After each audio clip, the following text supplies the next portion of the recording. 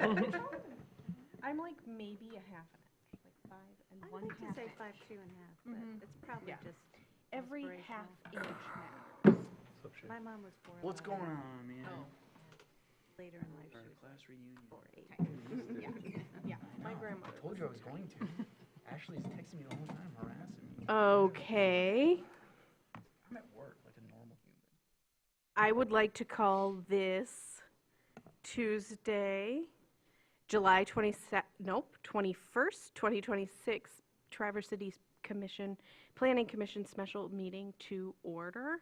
Sorry, I just clambered my way through that. It's been too many weeks since we've been here. I'm going to give the land acknowledgement, and then we'll do roll call. The land on which we gather is the territory of the Ottawa and Chippewa peoples who have stewarded this land throughout the generations. Thank you for your strength and resilience in protecting this land and inspiring us to uphold our responsibilities to do the same. Roll call, please. Commissioner McGillivray, Here. Commissioner O'Brien, Present. Commissioner Treadwell, Here. sorry, Commissioner Swanson, Here. Commissioner Cameron, Present. Commissioner Reardon, Here. Commissioner Holtree, Here. Commissioner Anderson, Here. Commissioner Deturi, Here. and Commissioner Hershey is absent and is inexcused. And I'm sorry, Mitch, I forgot your name tag. I think it's from the BZA. I'll go get it. Thank you. Okay, moving on to announcements. I do want to announce or just introduce everybody to our planning intern for the summer. This is Evan McGee. He is a graduate of Grand Valley State, and he is going on to graduate school at Wayne State. And he's been helping us slog through lots of zoning amendments and things this summer, so we really appreciate his help. Thank you. Welcome. Moving on to topics for consideration if we don't have any other announcements. So item A is the introduction of a rezoning application for 314 East 8th Street from C2 to R3. Yes, so this is, again, introduction of a rezoning request that we just very recently received, but we know that there's a time constraint here. So we put this on your agenda. We've already set the public hearing for August 5th and have sent out the notices, so hopefully that works for everybody. This is property owned by the land bank, the Grand Traverse County Land Bank. They're assembling this along with other properties as part of a redevelopment project for a low mod income housing development with 40 odd units in it, believe it or not, that will be on this location. This is the only property, and this is located on 8th Street where Copy Central is right now. And if you look at the maps, this is the only property in this part of 8th Street on the south side that is zoned anything other than R3. So it kind of is a little island by itself, currently zoned C2, I assume to accommodate the that pre-existing use of Copy Central. We did look at the older zoning maps to try to ferret out exactly what happened. It looked like it used to be zoned industrial. So again, I think this was just kind of a bridge of concessions that was made at some point to allow certain uses during transition. So this is part of that, and the R3 designation will give relief to this project for certain restrictions in the C2 district that just doesn't make a lot of sense for this. And rather than seek a lot of variances, it made more sense to seek rezoning. And the remainder of that property will be zoned R3 as well.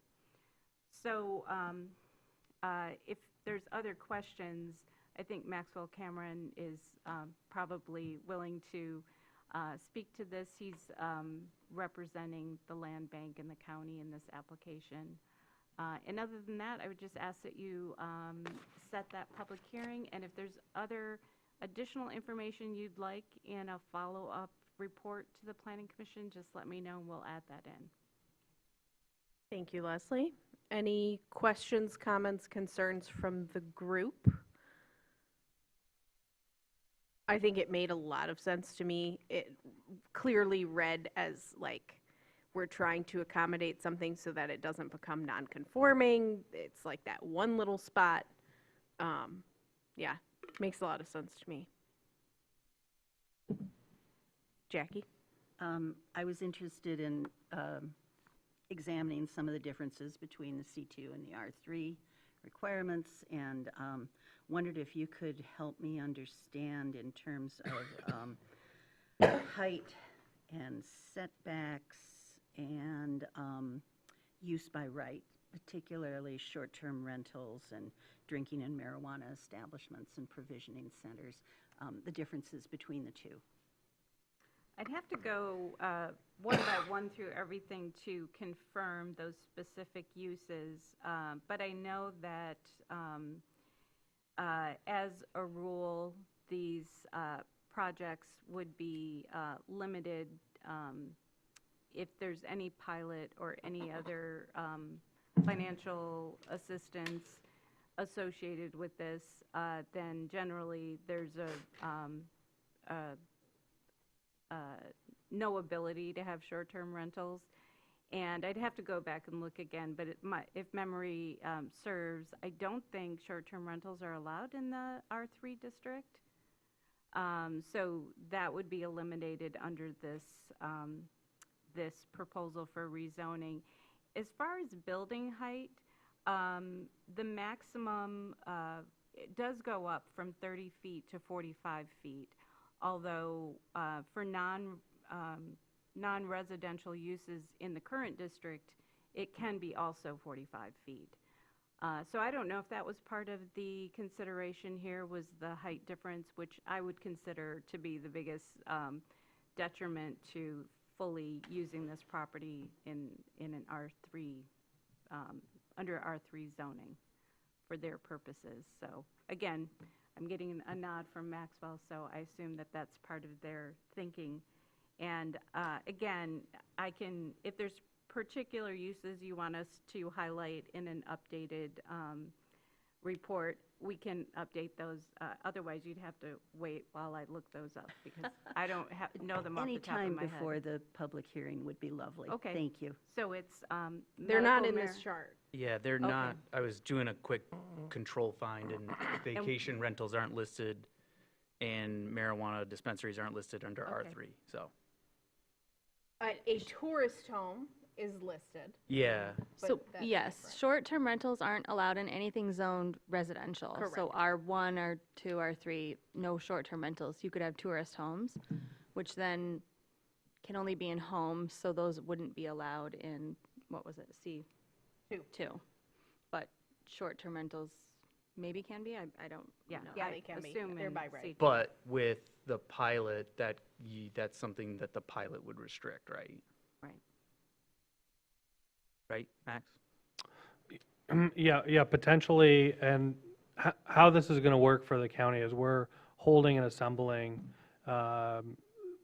this property and some adjacent property, doing some site preparation, and then handing it over to the Housing Commission for the development of a housing project on this land. At some later date, they would pursue potentially a pilot application through the city, and that would be, part of the restrictions associated with getting that approval. They're also restricted by MISTA, right? Through their, Mitch may know. Yes. Well, first off, in the interest of disclosure and in keeping with our ethics policy, I am the vice chair of the Housing Commission, but I have no financial stake in this project. Yes, this is, as Maxwell said, the first step of assembling the properties and getting the development conditions right on the ground. But then there will be applications, both for a pilot, either 4% or 9%, and a low-income tax credit application through MISTA. We don't know what the exact form of that will be, but generally those are for, say, a 30-year time frame. And well, we can say that, yes, after that 30 years expires, it could get sold or changed to some other use or rental agreement. One, we haven't seen conversion of LIHTC or pilots in this area. Even after they originally expire, they tend to get renewed. And two, we don't know what the real estate market, what the housing landscape will be, what the commercial landscape will be 30 years down the road, and it could be something very different than we have right now. So at least for the next 30 years, there will be no major commercial use, no pot shops, no short-term rentals, no properties that are out of character for the neighborhood. But they wouldn't be allowed if, Correct. if we changed our to R3. Yeah, it's anyway, moot so. if we Yeah. allow for the, So. yeah. Jackie? And then another portion of my question had to do with setbacks and the differences in setbacks between those two zonings. Yeah, those are, again, are in the table. Yeah. They're Yeah, I'm like, having trouble reading some of the materials these days, so maybe you could summarize for me. yeah, so the side set, let's go down the list. Front setback in C2 is lesser of 8 feet, max of 25.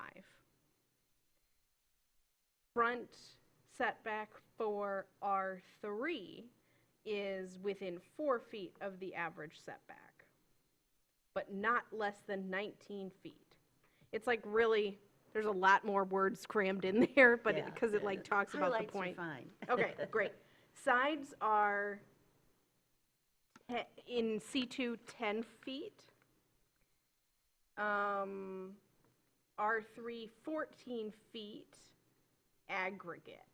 So can be 6 feet on a single side. So, just a correction. Yeah. It's only 10 feet if abutting a residential district. Otherwise, it's none.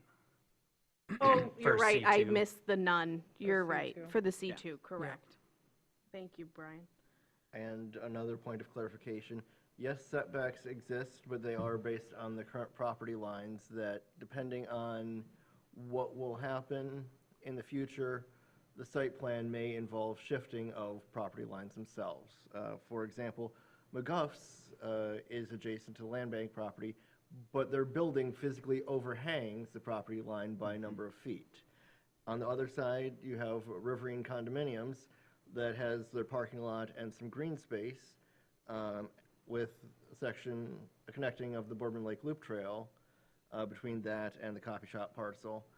But they have expressed a willingness, especially if there is going to be shared driveway access, to have some flexibility in where that property line is, and if it needs to be moved over 5 feet to accommodate a setback or something, that could also be done.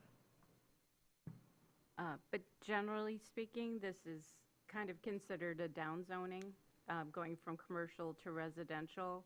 And even though all the setbacks are hard to compartmentalize or generalize, in my mind, they're a little bit more restrictive under the R3 because the rear setback is 25 Correct. and it's 5 feet in the existing C2. Well, thank you.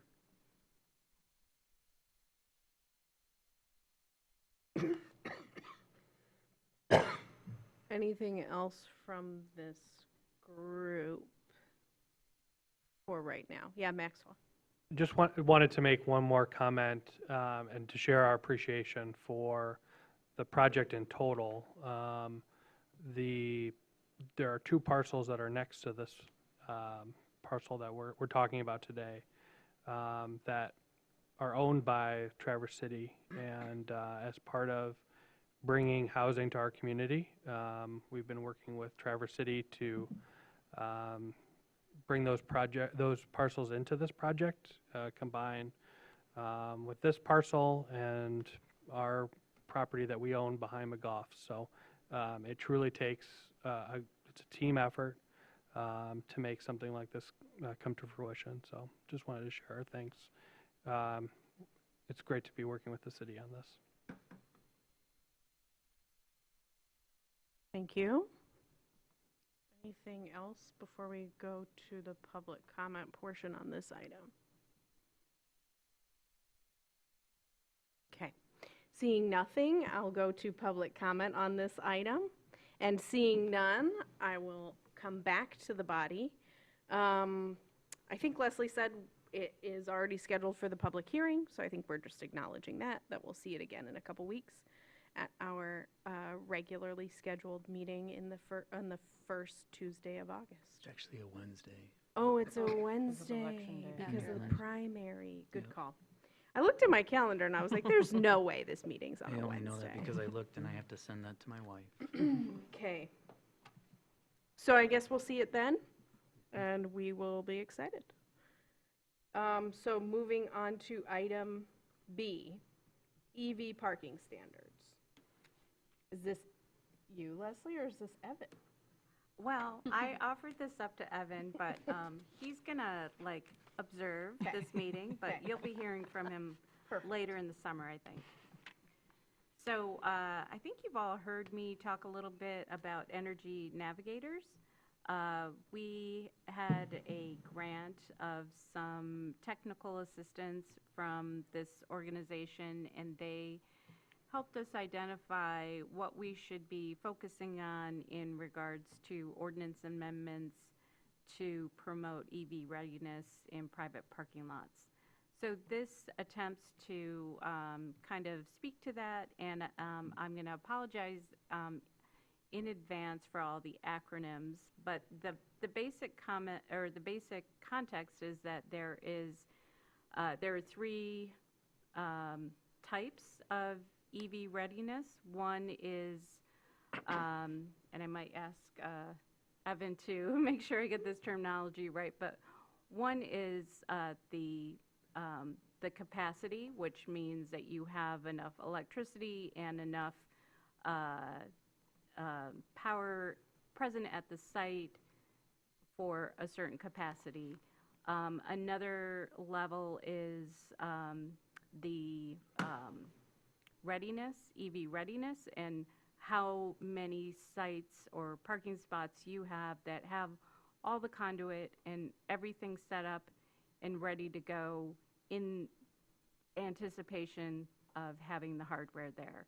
And full capacity is having the hardware and having actual EV sites, so or EV charging stations available. And there are some states where, notably California, where the standards are very high, and they can be as much as 50% of a parking lot that's required to be EV operational or EV ready. The recommendations that we're giving you as a starting point are a little closer to what we see in Ann Arbor and other examples in Michigan.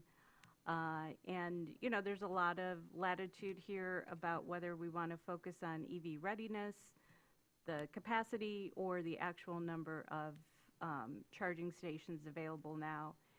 There are a lot of things that are changing quickly, so it's hard to kind of anticipate what the best course of action is. And we certainly don't want to get ahead of the technology or the capacity, especially if the charging stations and the hardware and the software that goes with it continues to evolve and get better over time, which we are already seeing right now. So, I think we certainly will have a discussion, further discussions with TC Light and Power.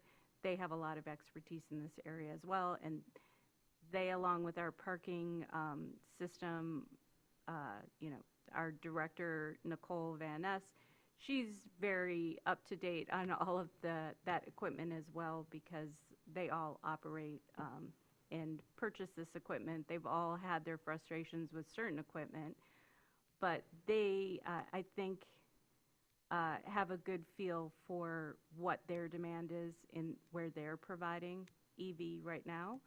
So I guess I'd ask that you not necessarily focus on those ratios, but we're just kind of looking for a little direction here to see if we're on the right track and if there's a flavor that makes most sense to all of you, so that we can hone in a little bit. And then I'll say one more thing and then hear from all of you. And that is that as part of this, there are just some easy, low-hanging fruit that we should include in the zoning ordinance, including, of course, any related definitions of any terminology that we use, to allow that for any parking lots where there's a minimum number of parking spaces already required, that EV spaces count toward that minimum, and that if somebody wants to do EV charging over and above that, it's an allowed accessory use, and also that in anticipation that there may just be charging station areas that function almost like a gas station, that we acknowledge that kind of use and allow that as well as a use by right in certain areas. So that's their general recommendation, and then to kind of pick a lane with the EV readiness spectrum. Any comments right off the bat from the group? Brian? Okay. I like the first, number 1, to permit EV charging as allowable accessory use to parking lots in all zoning districts by right. Seems to make sense. I don't know if it's necessary since we haven't allowed them, but they still go up now. But, I mean, if you want to put it in writing, technically, we probably should allow them. I think an EV parking space should count towards minimum parking requirements.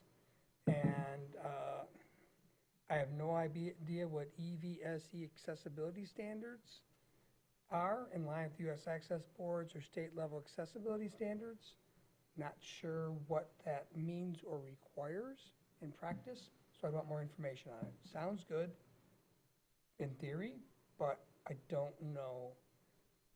For all I know, they're always done that way. For all I know, there's issues where, you know, it could be a major regrading of land or something to put one in. I don't know.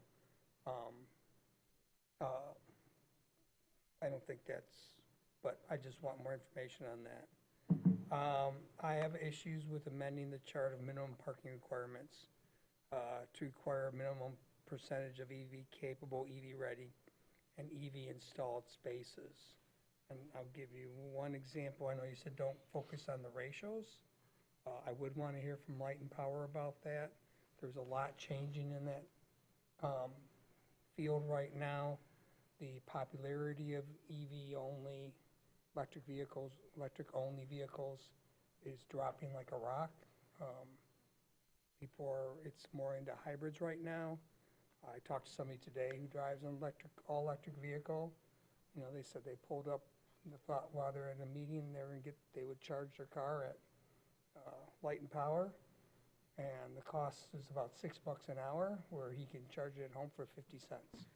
So it's like, no, we backed out of that space and put it in a regular space.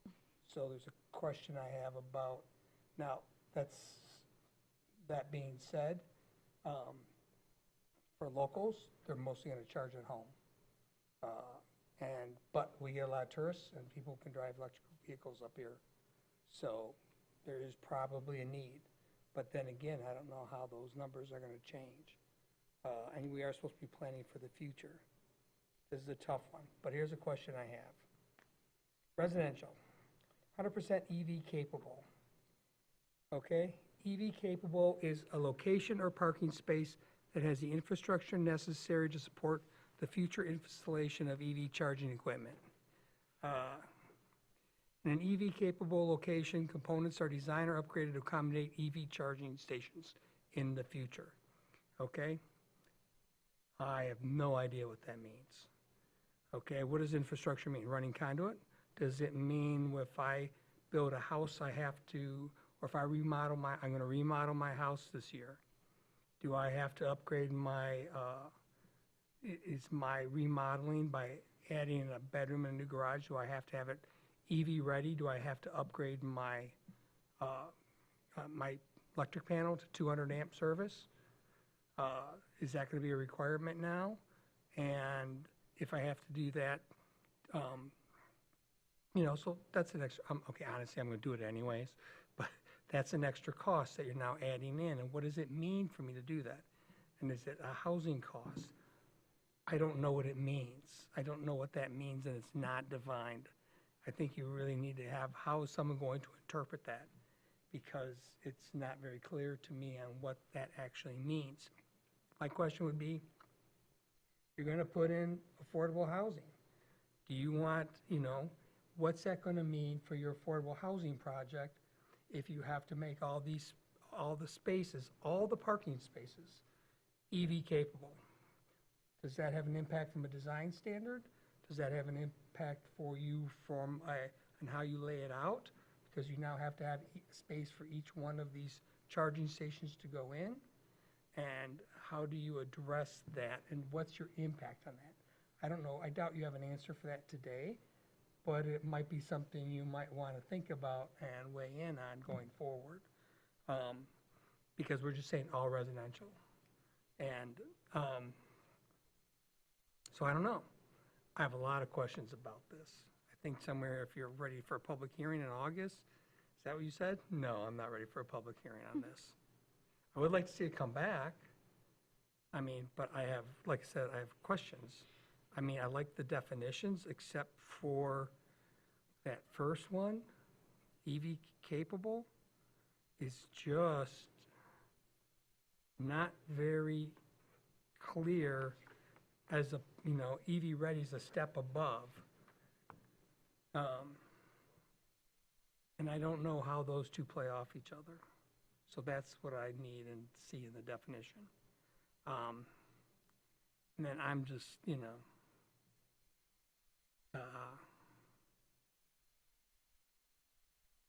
not sure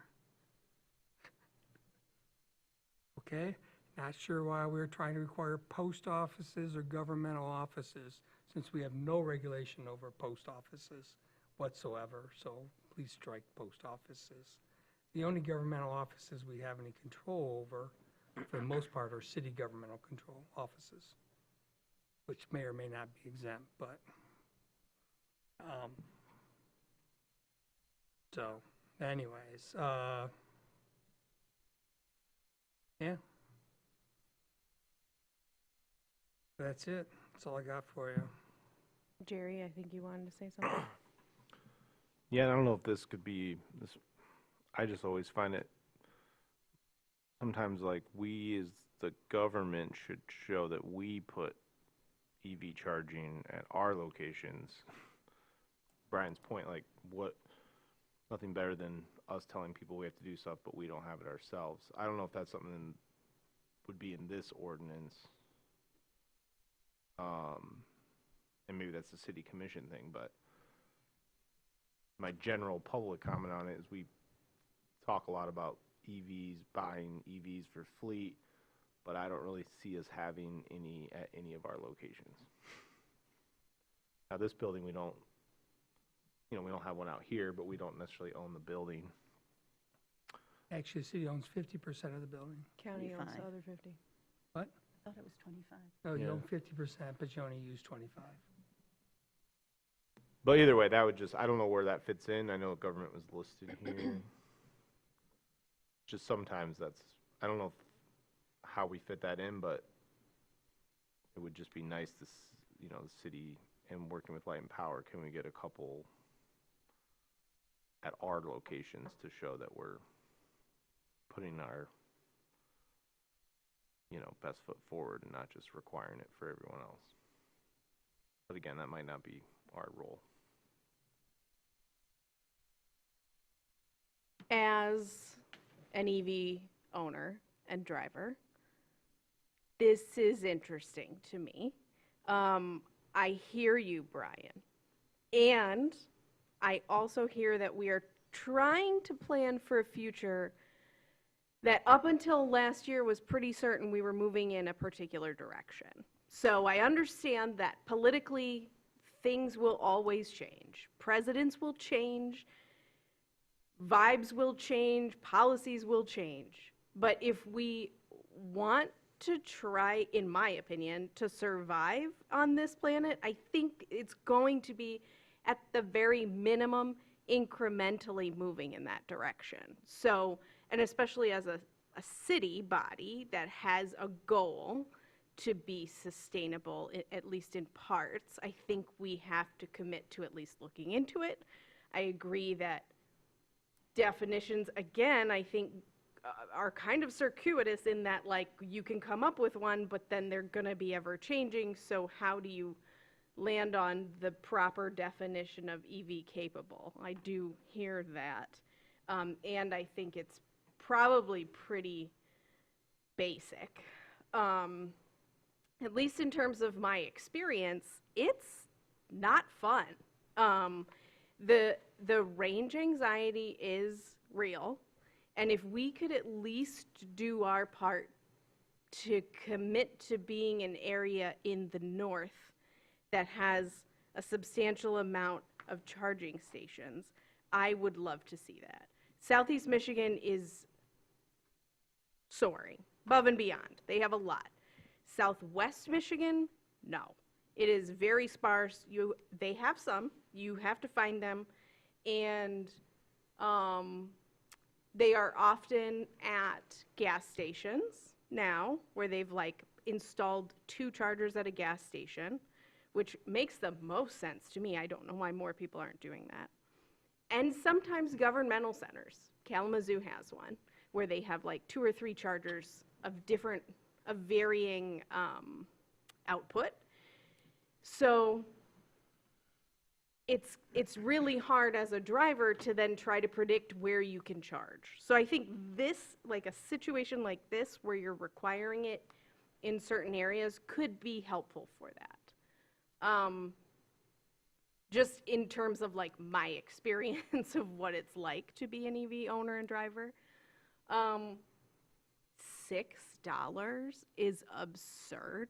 So I would not pay that for that hour. However, I have had to pay substantial amounts, again, when you're in an area where there is only 1 or 2 chargers and you're just desperate because the next couple hundred you don't have anything on the radar. So but again, that goes back to there are no regulations on the pricing. So it can vary substantially.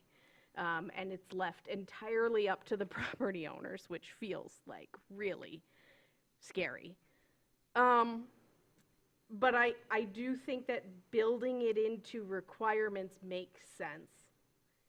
I agree that, I think I already said this, but an EV capable definition could be a little bit, more fleshed out definition would be a little bit more helpful.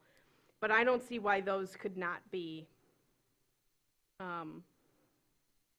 especially on like new builds, why that couldn't be required of that property. Do I have anything else to say while I'm still rambling about it?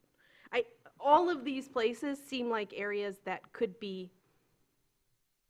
would be used and would be nice areas to then be able to rely upon for a charging station. A hospital, schools. What else did I think was really good? Governmental offices, just because I've known to look for those for that. I think that's all I'm going to say about that. But it is, like, theaters make a lot of sense to me. And again, I think we can probably be strategic about what kinds of areas we're going to see new builds in. Like in the industrial, there's probably not going to be a ton of changeover. So maybe we do require that if and when in 20 years, somebody builds something new in the industrial district. Yeah, I think they should have a requirement there. Those are just a couple of my thoughts as an EV owner and driver. Mitch? Yes, I get that this is something that was in a number of plans that our city has developed. But as other people have been unhappy with this aspect of our strategic plan or that aspect of our master plan, this is something that I wasn't happy about. Yes, we should be working towards better electrification and a more climate-friendly transportation network, which, considering we do have a lot of people visiting this area and people that commute in and out every day, at present does mean that we need to accommodate electric vehicles. But where and how that accommodation happens is one thing. Yes, we could have a charging station at every residential facility over 20 units.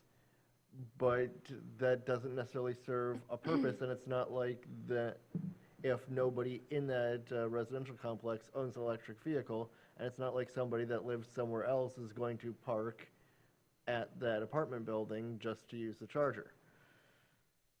I can see us trying to encourage it, but that would be partnering with Light and Power and, say, the county or NMC to see, do we have enough potential locations that already have some infrastructure that it's just a matter of putting the outlet right in where people can use it. And there have been ebbs and flows of the EV market, what consumer demand is, what vehicles are capable of in terms of how fast they can charge, how long they can go on a single charge. I don't think that the market has fully stabilized in that regard, and we don't know what is going to happen with overall trends of Uber or other rideshare companies and their impact on, say, how tourists that are staying in this area are getting around the area.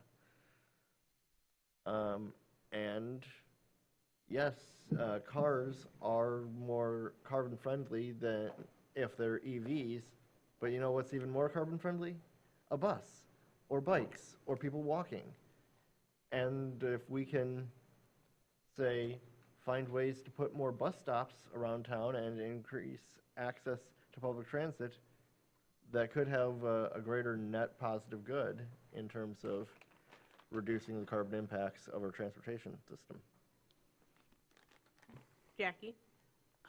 I would be very interested in seeing this come back for a more in-depth conversation and discussion, and there are a couple of things I'd like to hear more about when that happens. One is some background information on the Energy Navigators. I'd like to know about their organization and their funding sources and how they're structured, and just understand their engagement with municipalities.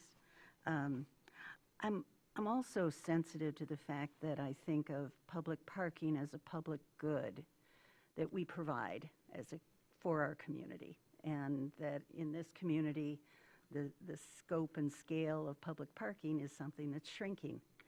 And we have certain existing protected classes of parking, like ADA or other sorts. And when I think about this proposal, it almost feels like we're creating another protected class of parking.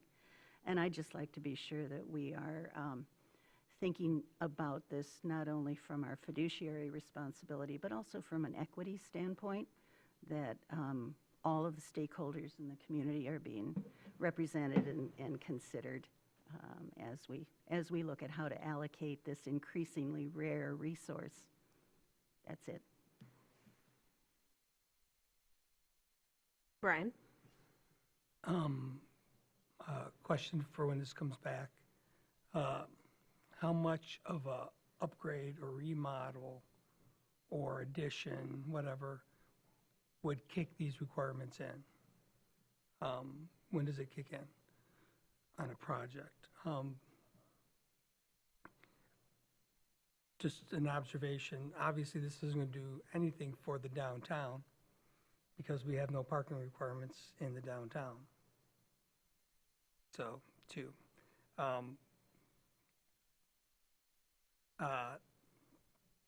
Three, Anna, where do you charge yours?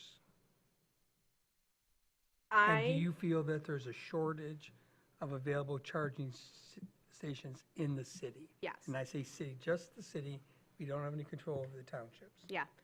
As everybody knows, I live very nearby. Yes. And I have a parking pass for the structure because my building only has 10 parking spaces. Right. So I walk across the street and I park in the structure. So there are 1, 2, 3, 4, 5, 6, 7 electric vehicle charging stations in the parking structure. One is like temporarily / permanently broken. It hasn't been usable. I have accidentally plugged into it for hours, hoping I get a charge, and I do not. So effectively, we have 6 spaces. In these summer months, they are full. I can find, if it's after 5 p.m. on a weekday, I can go grab one. If it is any time during the weekend, if it is after like 8 or 9 p.m., I can usually find one. But any time during the day and evening, early afternoon, those are pretty much taken. But again, they're in, because of where I live in proximity to my option, it's the public parking structure, so people often go there. I would imagine people are going there knowing that there might be charging stations there. I believe the other parking structure has them as well. They have now upped the price of parking if you want access to both structures. So I do not pay the added $10 so that I can have access to both structures. So then, if I can't find a space, it just means that we are then opting for, we're biking, we're walking, we're just gonna make it last until we can get a space in the structure to charge. Usually it's only like a day wait. I've not had to wait 2 days, thankfully. Do you go any place else to charge? No. Only on trips. But that's because of there are no superchargers in the area that could work for my vehicle. There are no like fast charging stations in this area for my vehicle. There are at Tesla's. So Those they're different. It's different. Correct. Those only take like 1 hour to get you a percentage up. These units are specifically for like longer term, slower charging. These chargers will take me like 16 hours for a charge. Wow. 100%. For 80%. I have a limiter on. Okay. But for 80, from like, 15% to 80%, it's 12 to 14 hours. 100% would probably be like 16 hours. So again, those are, Don't they make fast chargers for your car? they do. We just don't have any in this area. The closest is Kalkaska. Somebody just told me that Light and Power's ripping out the old ones and putting in new fast chargers. Which makes sense, especially if this region doesn't have any. It would be a good market. I mean, we have Rivians over by the mall. I haven't checked those yet. Those are usually like somewhere in between. They're not claiming to be fast chargers, usually. But then the other ones are at the library. Mm-hmm. Those are probably comparable to what I charge on. There are some at the marina. Those are comparable to what I charge on. They're slow. Up over by the Chamber of Commerce building. Mm-hmm. Again, the slower ones. There's like, they're labeled by like level 1s, level 2s, and DC fast charger is what it's called. I have a Chevy Bolt for anyone that's interested. Tesla works very differently. But yeah, it's odd. It's great that I don't have to wait more than a couple days, but they're, like, for example, there was a day that I couldn't get in, and I hoofed it to the airport because I had to go over to Costco anyway, and I just sat there for an extra hour just to get a little bit back down to where I live.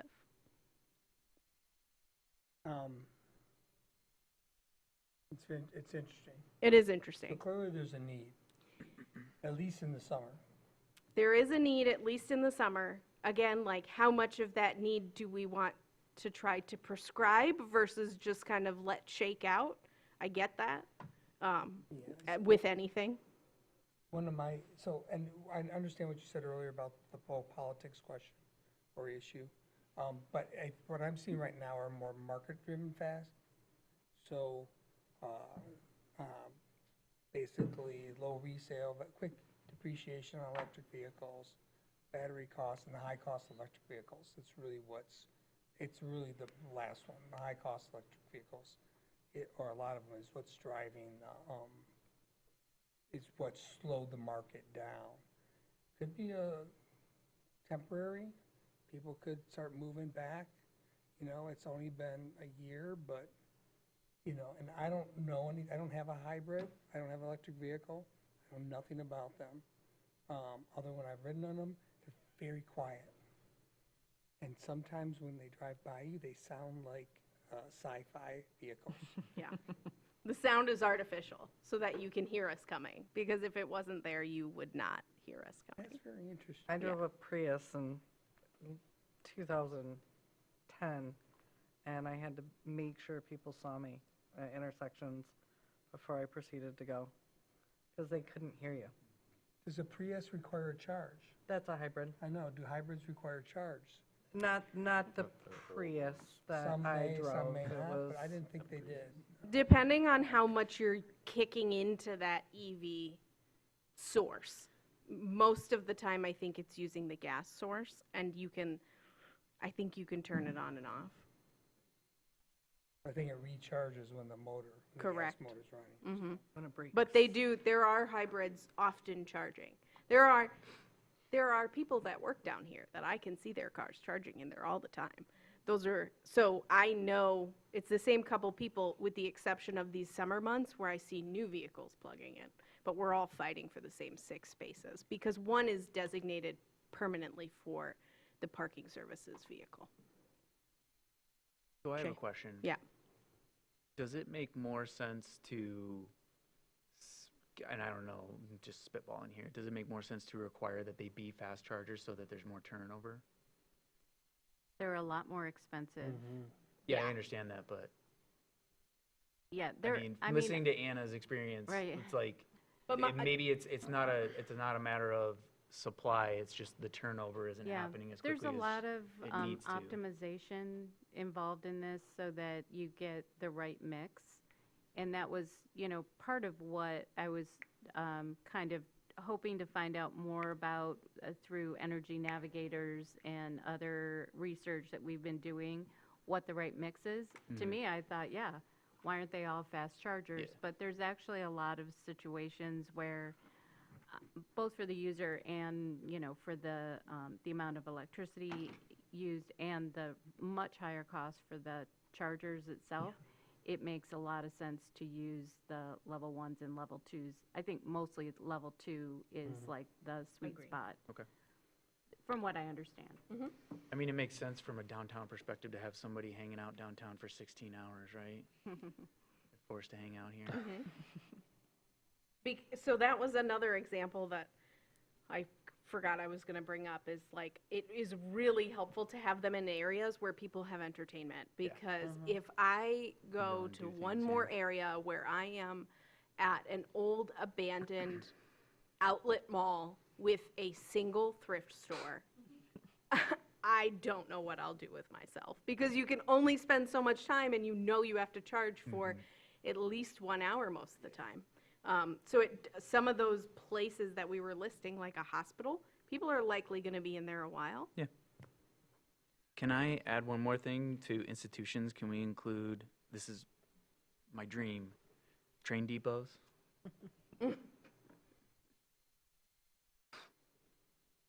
Just for like the possible future, right, Brian? The possible future.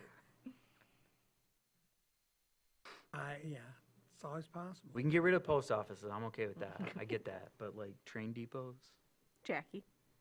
When this comes back, could we make a point of asking for not only Nicole Van Ness, but a representative of Light and Power to be here and present to us so we can hear their perspectives on this firsthand?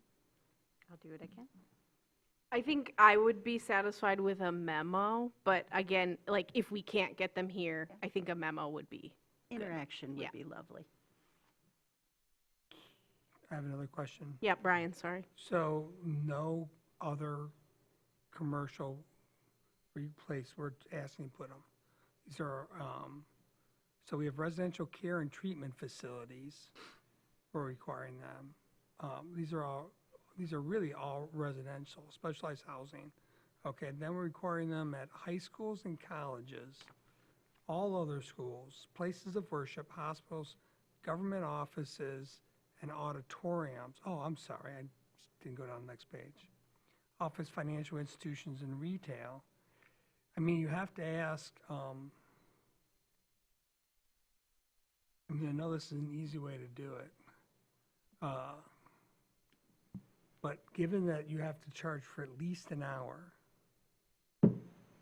I would have to basically, you're really only looking at putting these in places for employees, for a lot of these places. Like you said, if you go, you can only go, if you're, I don't know, I know I tried not to go into any store for an hour if it's possible. I do know other people that are close to me who have no problem spending an hour Yeah. in a store. So, I don't know, maybe that works, but, it's just, that's kind of where I'm asking this is, who are we really putting these in for? And can we address issues like a shopping center where you have a mix of restaurants, and what do we do for that? You know, if you have, take any of our existing shopping centers, well, we don't have a lot of them, but, you know, so I'm pretty sure people can spend an hour in Costco. So that would make sense, but what is Costco? I don't know. But you go to some other places like Tom's East Bay, it's got all sorts of stores, none of which you're gonna spend an hour in any single one, but there are multiple uses there. So but they're all different uses. You have everything from, medical offices there, well, actually, physical therapy, gyms. How do you sort of make something there that works for addressing all these multiple different uses? Because we're not always individual pieces of property when we're looking at this. So shared parking areas, that sort of thing. Anyways. So just a couple of quick notes. One is that this table is the table that's in the zoning ordinance right now. So that's why these categories are what they are. You mean that- Certainly, we can add new categories or expand these, you know, Pull them apart. categories a little bit more to address some of the uses that may not already be addressed. And so that might become a bigger, you know, can of worms than we originally anticipated. There's still a notion that we're going to update the entire zoning ordinance. So, but I understand that for our purposes right now, maybe we just need a separate table and not incorporate it into the parking standards table. So I think maybe we can separate them for that reason, and then with the intention of putting them back together again later. Because I don't want to start to get into new categories and new standards. And then secondly, like I said, I've been slowly learning a lot more about EV charging. Also, I don't have an EV, this is redundant, but EV vehicle. So I don't know a lot about it. But again, I always thought, yeah, you're going to be there a long time or you want a fast charger. But apparently, there is a lot of value in topping off for just even 15 minutes. And so I think we can't think strictly about the 1 hour or multiple hours of charging. There is a usage pattern that is like small bits of time just to top off. Oh, okay, so then So- everything I said doesn't matter. It does. it's It's fine. just that it's, it's all in context and, again, clearly, we all need lots more information. I just wanted to start to introduce this to you. I have a lot more to share and we can hone in on this. We had a lot of things on this agenda, so didn't have a lot of time, but wanted to get this in front of you and get a little more direction, so. Yeah, there's a lot of use cases. Jerry? Yeah, one thing I was thinking, the more we talk about it, the less I understand it. So like who pay, like if we put it at the high school, does the high school pay for it? But then who gets the money? The Does- person that installs collects.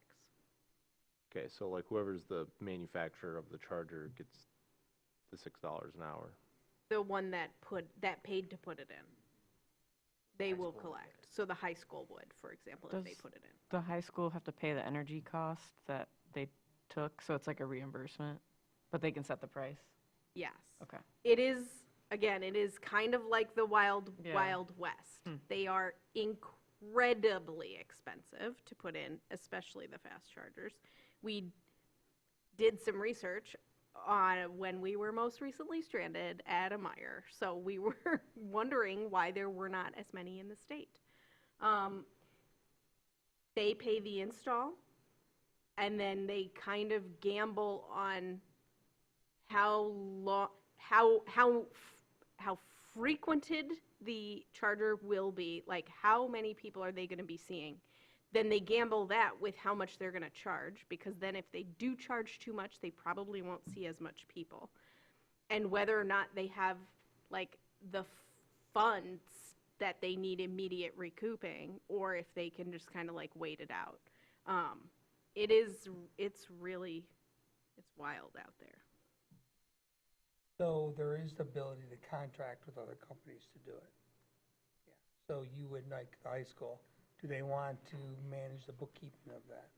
I talked to a business owner today, and he said the same thing. He was looking at the issue, and it's like, he could put it in, which seemed to make the most financial sense, or he could pay someone to come put it in, and that person would charge. But if he puts it in, then he's got to manage it. And it's like, am I qualified to manage these things? What do I know about Yeah. them? I'm going to have to hire someone to maintain it.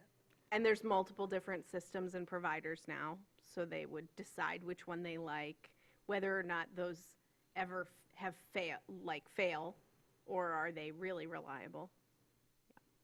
So it's an interesting question. Yeah. Since I'm kind of still new, our charge is just to put it in the zoning.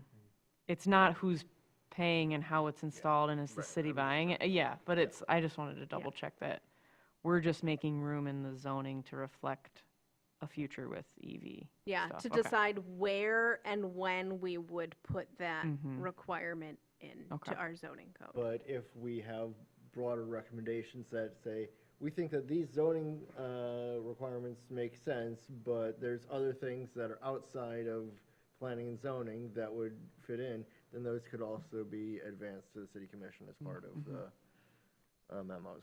Correct. Jerry? So, for example, like for the EV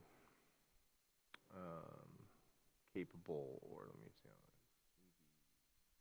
capable, like, so if someone's building a new development, they would potentially like install conduit in the parking lot, so in the future, they don't have to rip up the concrete. That's EV ready. EV ready is the conduit. EV capable just Means has, there's electricity nearby. yep, that they have the electrical capacity. Okay. And, to me, it seems crazy if you're going to put pavement down and you've got the capacity and you have some notion that at some point the readiness part will kick in, or you're going to want to provide that, not to make it EV ready. So I guess, the cost differential there is kind of interesting maybe to find out more about.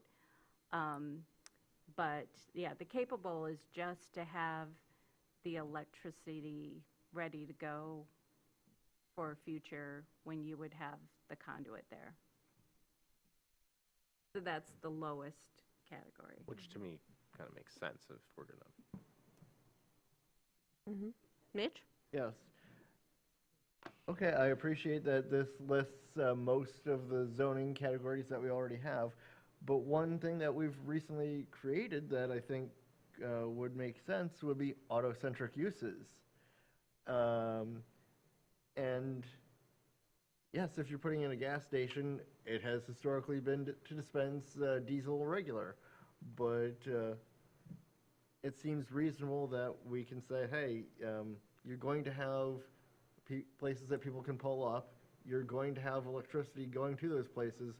Why not have at least one or two chargers as well? I think a separate Same with a table. car wash. If you're going to be pulling up and vacuuming out your car, that would be a perfect location for a fast charger. A separate table makes sense.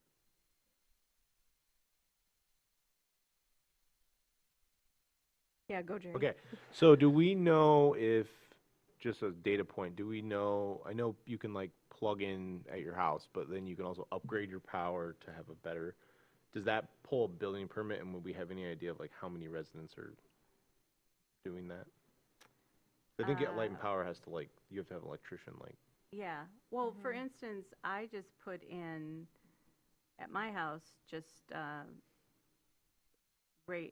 put in a new meter and put capacity in, but that was for other reasons, not for fast charger, or charging. Although we considered doing that, but then we would have had to like double what we were doing. And we don't have an EV right now, but we thought that'd be silly not to provide that either for us or a future owner, but we didn't. But, so I think just from that, my guess is it would be hard to figure out why someone was upgrading. Most of the time, it is the ones that they install at home they're never fast charging. They're always like a 1 or a 2, mostly ones, because ones I think are the same amount of voltage as like, to power a fridge. So they're not like out of control, and I think that they are easily installable into like a garage. And when I bought my vehicle, Chevy offers a discount, like a credit toward having a company come install it for you.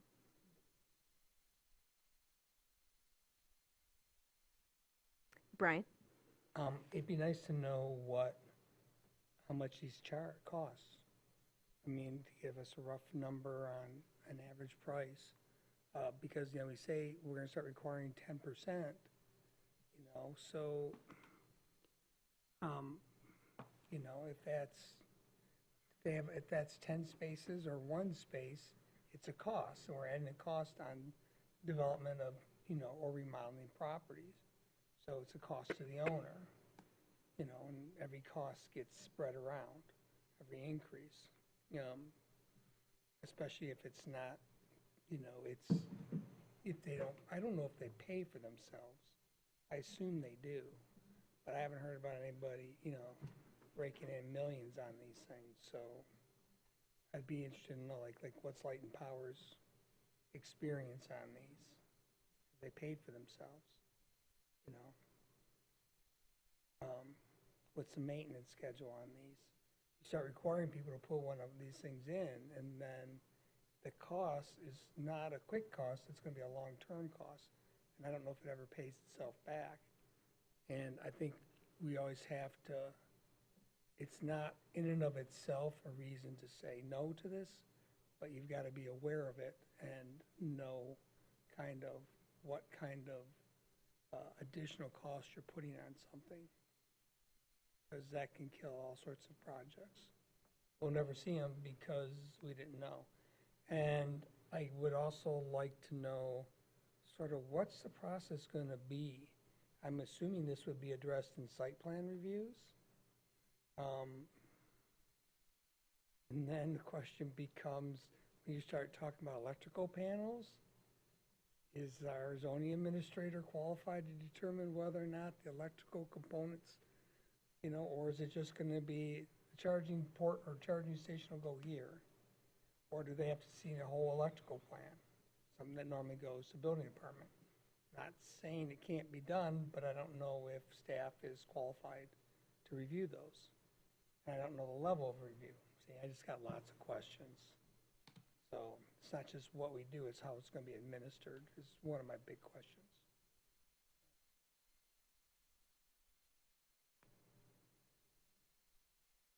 In terms of cost, I think it makes sense to have it broken down by cost of EV capable, cost of EV ready, cost of EV installed, just so that it's clear that because that's really what we're thinking about putting in as our different levels. Because if the EV capable cost is just like $100, that would make sense to have that kind of clarity. Versus the fully EV installed. Does that make sense?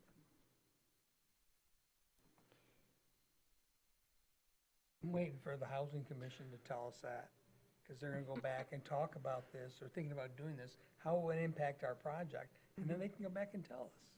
Well, it's not just what it does on the cost side, but then, Design side too. yes, and say, what does our parking lot configuration then have to be? How many parking spaces do we actually have? Especially if it's, say, Riverview Terrace, where you have 43 parking spaces for 115 tenants, and that is supposed to accommodate all the residents, all the staff, and delivery vehicles. So, yes, that can work, but if you then had specific spots set aside for certain vehicles, it could complicate things. I know that in past, and a lot of times when people have come for, when they're seeking financial assistance for housing from the state or whatever, there's, often people tell us that they have to have at least one parking space per unit. And yeah, that's the other factor. We can have our site plan, but it's also what MISTA is willing to finance and what Federal Home Loan Bank of Indianapolis or other partners are willing to. And hey, for some of them, if they are somehow eligible for more credits, they might actually be more willing to support a development that has electric vehicles. But that is not something that we can necessarily predict from the start. I understand. Anything else from this group, Maxwell? I think that this is a really interesting discussion. I've had some experience in a previous job with EV chargers, and you're asking the right questions. I think that additional discussion on EV capability and how that intersects with EV capacity from your utility providers is an important discussion. But also, when looking at these categories, and we've talked a little bit about use case, right? So depending upon what sort of business, the use case might be different. And that's going to inform what is EV capable, level 1 versus a level 3. And it's a completely different project. So just some more information on costs and utility capability, capacity, I think is important.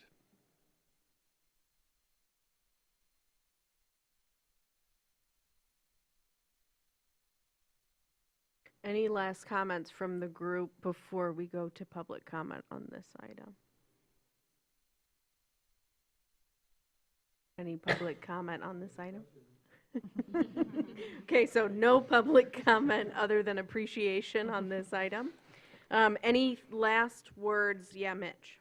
Just, this is pretty self-contained to talking about EVs, but on the subject of planning for the future, making our system more resilient, and not just mandating where stuff is now, but looking at where the infrastructure could be. Something else we can look at, especially for parking areas, is potential for solar panel installation in the future. For example, at the city wastewater treatment plant, it was found that certain structures couldn't sustain the panels that we got grant funding to put on them. But as we are redoing stuff, we can build that to a higher standard. Also, for the Farmers Market Pavilion in parking lot B, that is being built. It doesn't have panels on the roof right now, but it is structurally engineered and wired in a way that it could support panels in the future. And yes, solar panels are also something that has evolved over time. And it's not like the panels on top of a parking lot would be able to supply a fast charger and then you could just go right away. But it is something that can help the overall process of electrification. Makes sense, thank you. Okay. Sounds like you've got a lot for that item. Do you need anything else from us? That's plenty. Okay.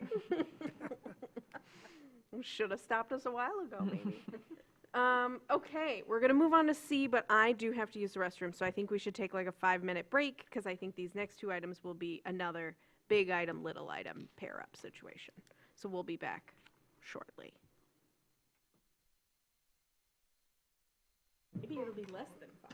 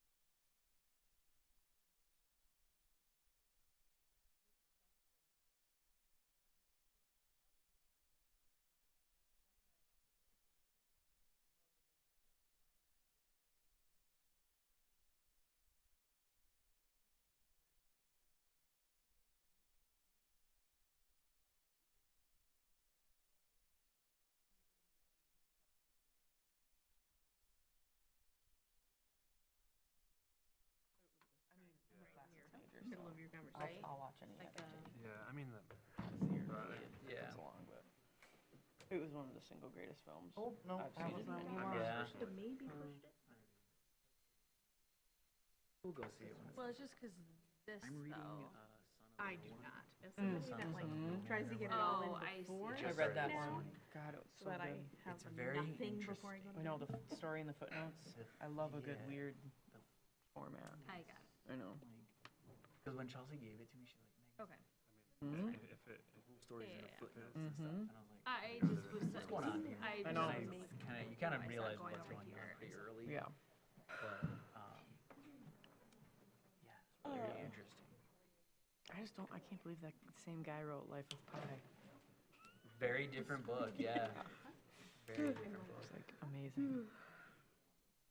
But he basically wrote a fake epic poem as well. Yeah. That's just so good.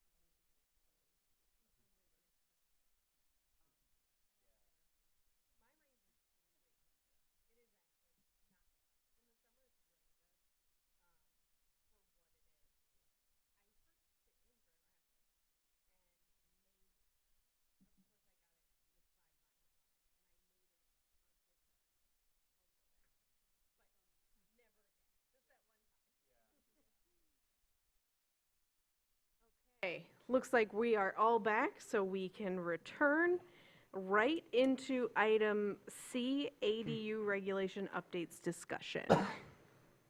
Back to you, Leslie. So, if you recall, our goals, based on the action plan in the master plan, include to look at updating the ADU standards. In light of recent changes in the zoning ordinance that increase the viability of people putting in a second unit, not necessarily an ADU, but a second unit as allowed under zoning. The difference between an ADU and a second unit start to blur, and it's become more apparent to us that, is there a reason for this distinction? Do we need to still have two different categories? And if we forego one of them, do we make a change to the remaining other option? So the way I look at it is to, I kind of broke it down into three different options. One is just to simply remove the ADU option in the R1 districts. So people can, because I have to tell you that most people who come in and say, I want an ADU, that talk to the zoning administrator, he'll say, let's sit down for a minute. Do you really want an ADU? Here are the two options. And most of them, their situation, it does work better for them to do the second unit option. So we're seeing fewer ADUs and more second units. So, but, if we simply just wholesale remove ADU, keep the second unit option, it still doesn't work for every single lot that's R1 because you need a minimum of either 8,000 square feet or 14,000 square feet. depending on which district you're in, to have that second unit. So not every unit, not every lot meets that. And then also, this is the bigger thing, you're subject to deeper setbacks, primarily the rear setback, in conjunction with that second unit. So for some people, that still doesn't work for them, and they still opt for the ADU. So the other option is to leave things as they are, but in the R1 district to lessen the restrictions for an ADU. So people still have one option versus the other, but there aren't so many restrictions on the ADU because it's not such, you know, some of the unknowns when it first was developed have been found to be not as scary maybe as it initially seemed to be, and they've become more accepted. So there are some restrictions like the location of the entrance for the ADU can be restrictive for some people. There's a restriction on where that can be. There's a requirement that the look or the character of the building match the primary building. And especially if we institute pattern book ADU options, it's going to be very unlikely that the architecture is going to match in all cases. There's a size restriction on 800 square feet. The zoning administrator recommends that we potentially look at just a percentage of the primary unit as opposed to the strict 800 square feet. And then lastly, there is an annual registration associated with an ADU that's required. And, you know, part of that registration, it's my impression, is just to determine whether or not the owner of the unit, or the owner of the property lives in one or the other unit. And so, you know, it's just extra paperwork on both ends. And there have been cases where the owner had every intent of living in one unit and then renting out another, and then situations changed for them, and, you know, they couldn't do that, and they either had to sell their unit or move somewhere else or whatever, and their only option then was to do something more drastic, like take out a kitchen or something, so that that ADU is just bonus space but not a separate unit, which is a little bit counterproductive. And, you know, I'm not going to say anyone does this, but it's been my experience in the past that when you do inspect someone who has taken out a kitchen, lo and behold, a couple years later, the kitchen migrates back again when you see the listing. So that's not a fail-safe thing, and it just seems like some unnecessary paperwork. So that's a whole area of another option. And then the third option is to kind of combine these two things.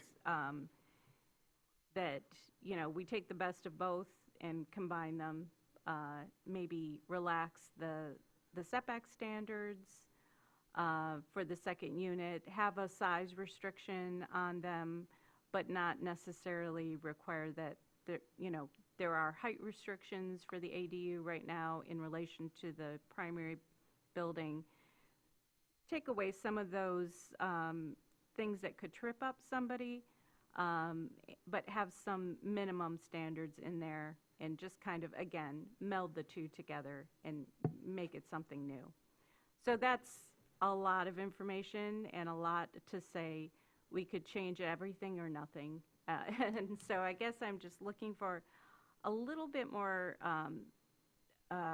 thinking from the Planning Commission before we go ahead and start drafting something. Thank you.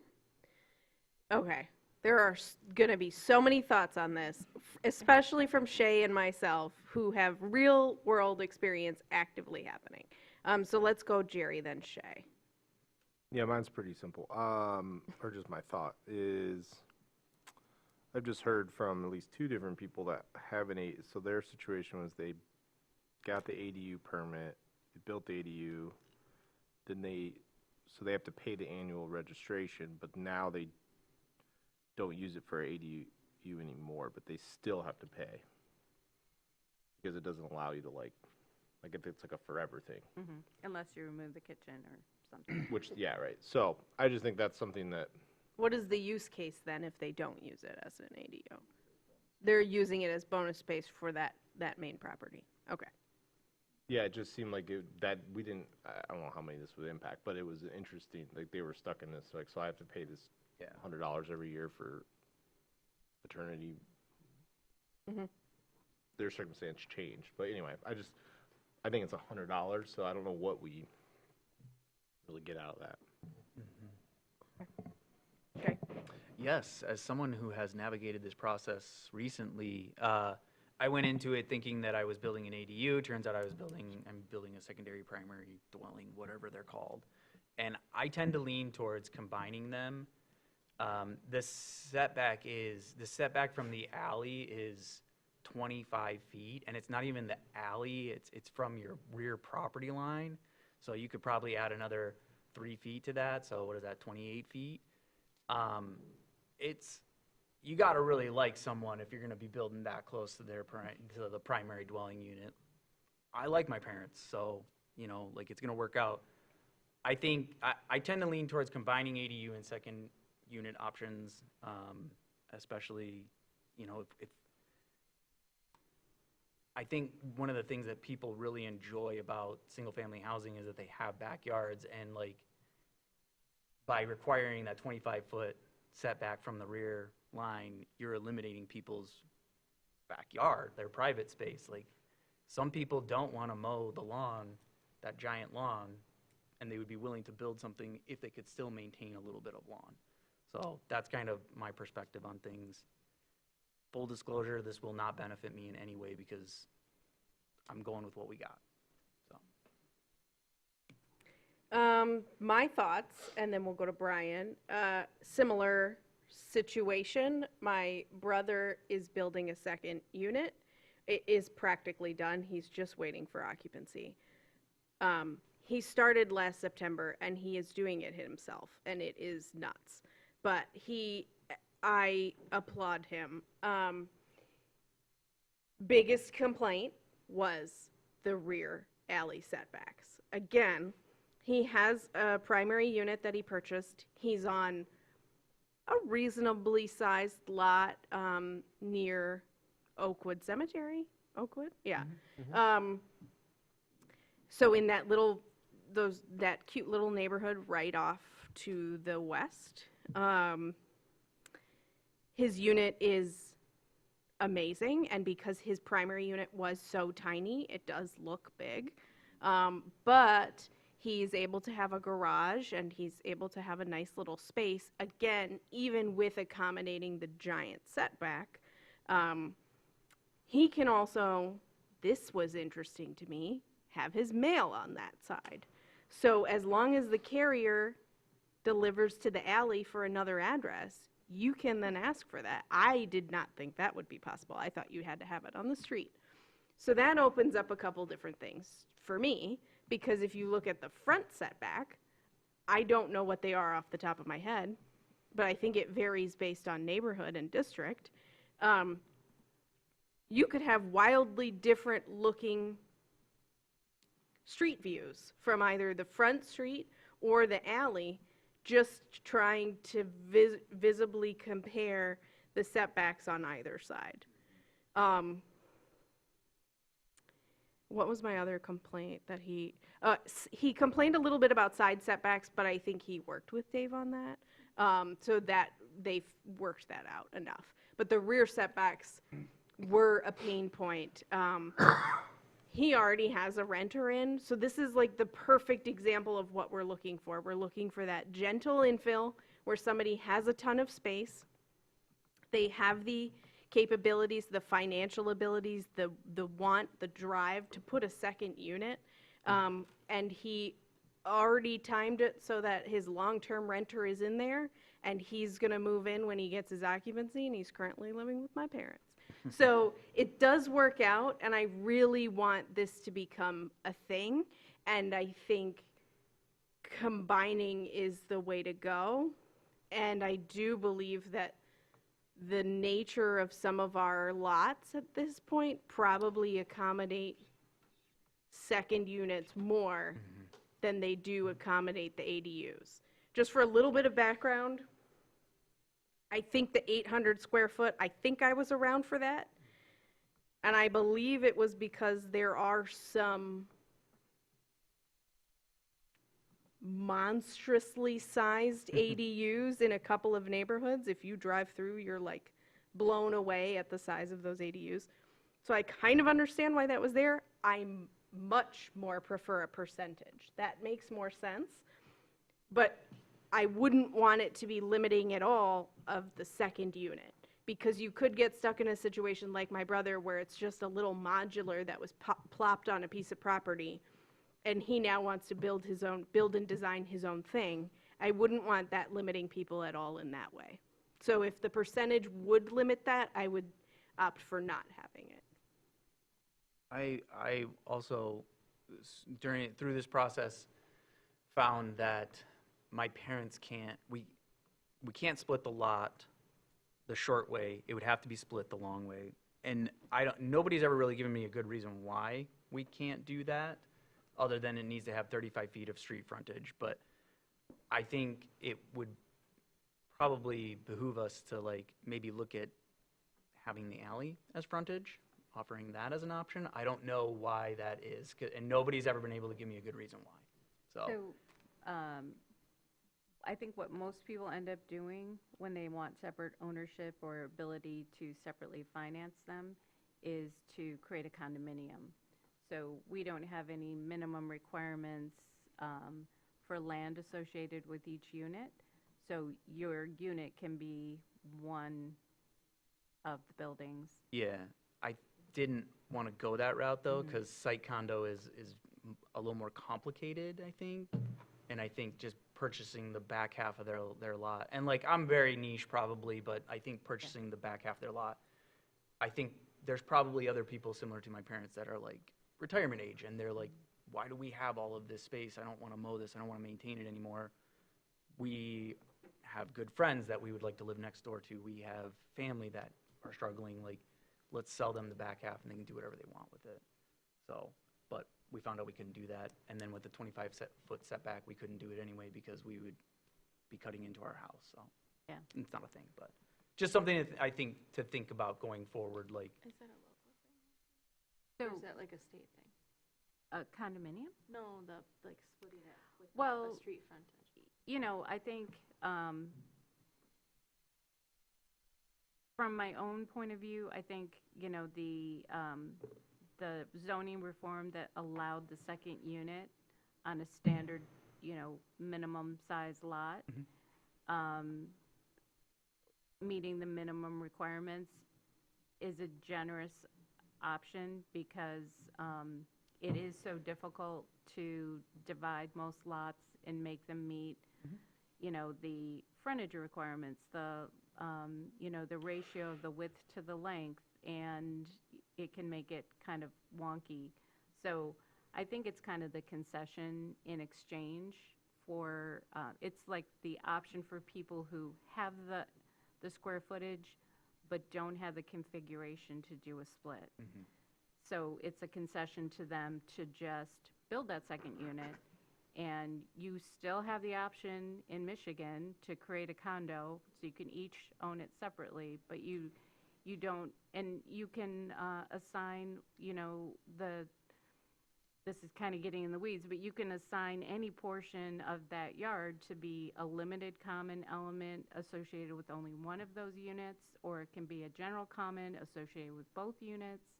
There's all kinds of ways to split it up to meet what you need it to be, and then, share parking areas as a general common, and assign responsibility for maintenance to different parts of it. So there's a lot of flexibility and a lot of ways that you can personalize it to do exactly what you want to do and take away future, confusion. Because, again, I think for most people, it's going to be hard to find separate parking, Then you're going to have utility easements that run through the property. Doing those divisions for most people just is untenable. So it's not surprising to me, but I think it would be hard to roll that into here and also, have an expectation that we're going to now be asking the city commission to consider having, one-halving the lot size in addition, because that's the only way we could achieve what you're asking for. Mitch? Yes. Commissioner O'Brien does aptly say that this is his scenario was a niche case, but I feel that a whole lot of scenarios under this category are niche cases. Yes, we have street grids, but the street grid in central neighborhood doesn't have the same block sizes as Boardman neighborhood, doesn't have the same block sizes as Triangle or Traverse Heights. We have rough approximations in each of those for what a, quote, standard lot is, but you can have, on the same block, a single lot go from less than 30 feet wide to more than 60 feet wide. And that's not because one got divided into two and at some point in the past. Plus, you've got neighborhoods like the base of Old Mission where none of your parcels are nice, neat rectangles. So we do end up with a lot of unique scenarios also.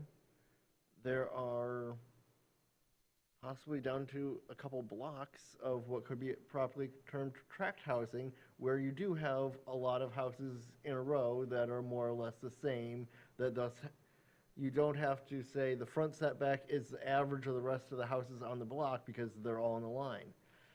We have in both historic neighborhoods and more modern neighborhoods houses that might have been built 40 years or more apart from each other in different architectural styles with different setbacks and configurations respectively. I think that there is some need for thus flexibility, and having two categories does help with that.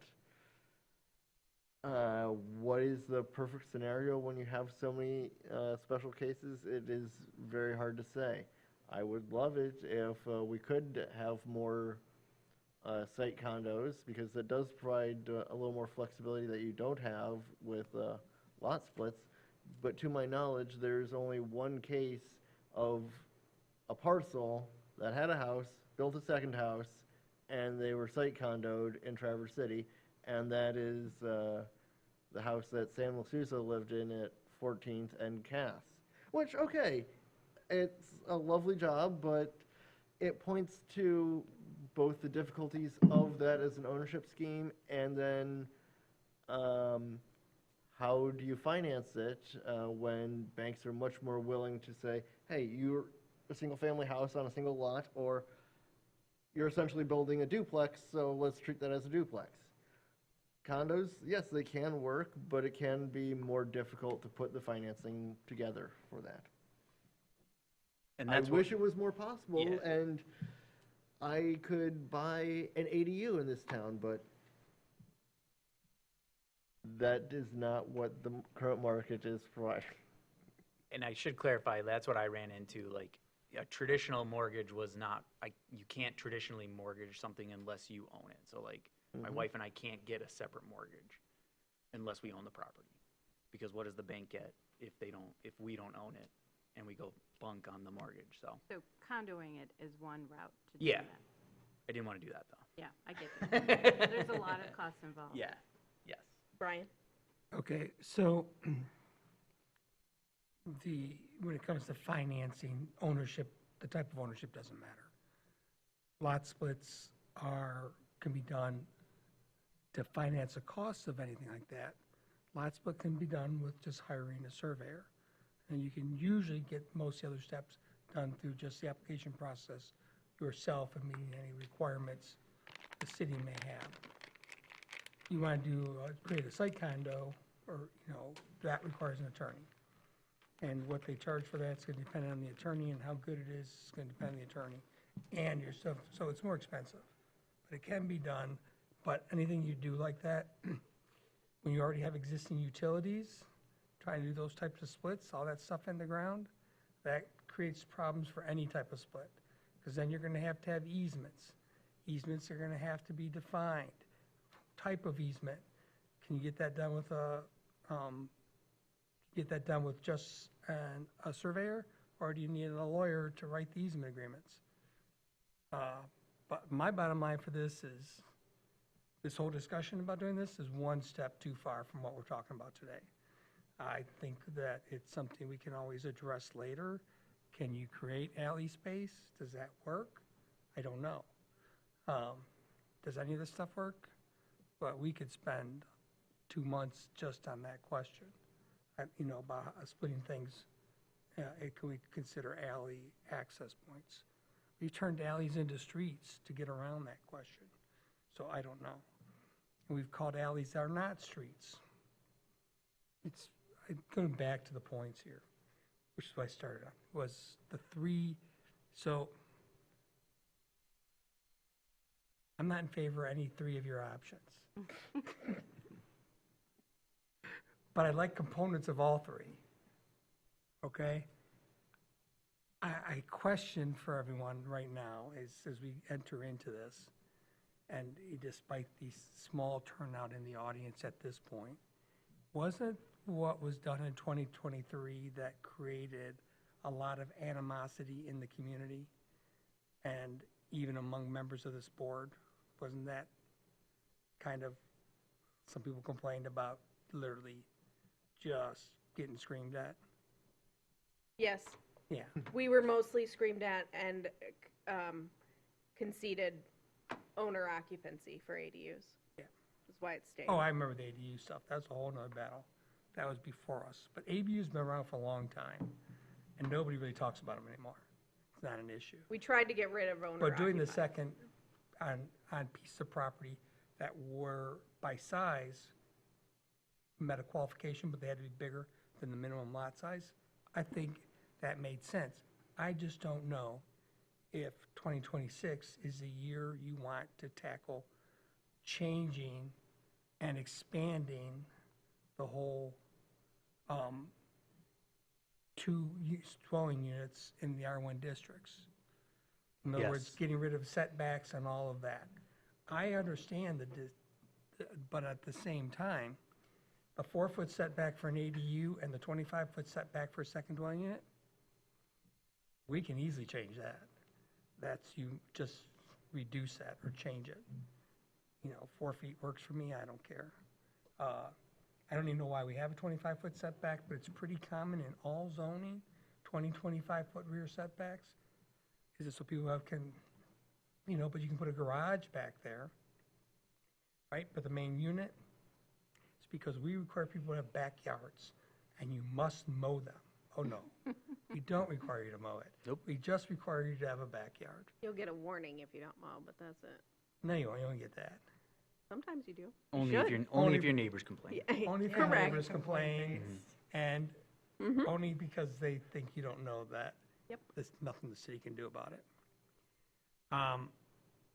The ADU restrictions, I have a question.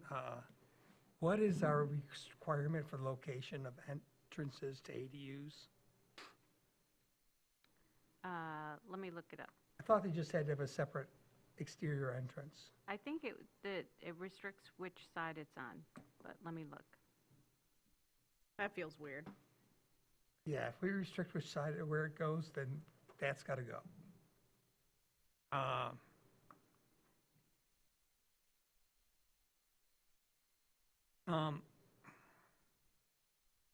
I don't know what the issue is with the structure's exterior appearing to be single-family.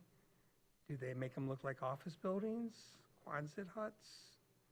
I don't know what, clearly incidental to the principal dwelling unit. I don't know what the definition for that is, so I don't know what clearly incidental means. But it's a second dwelling unit, I don't know if it's incidental or not.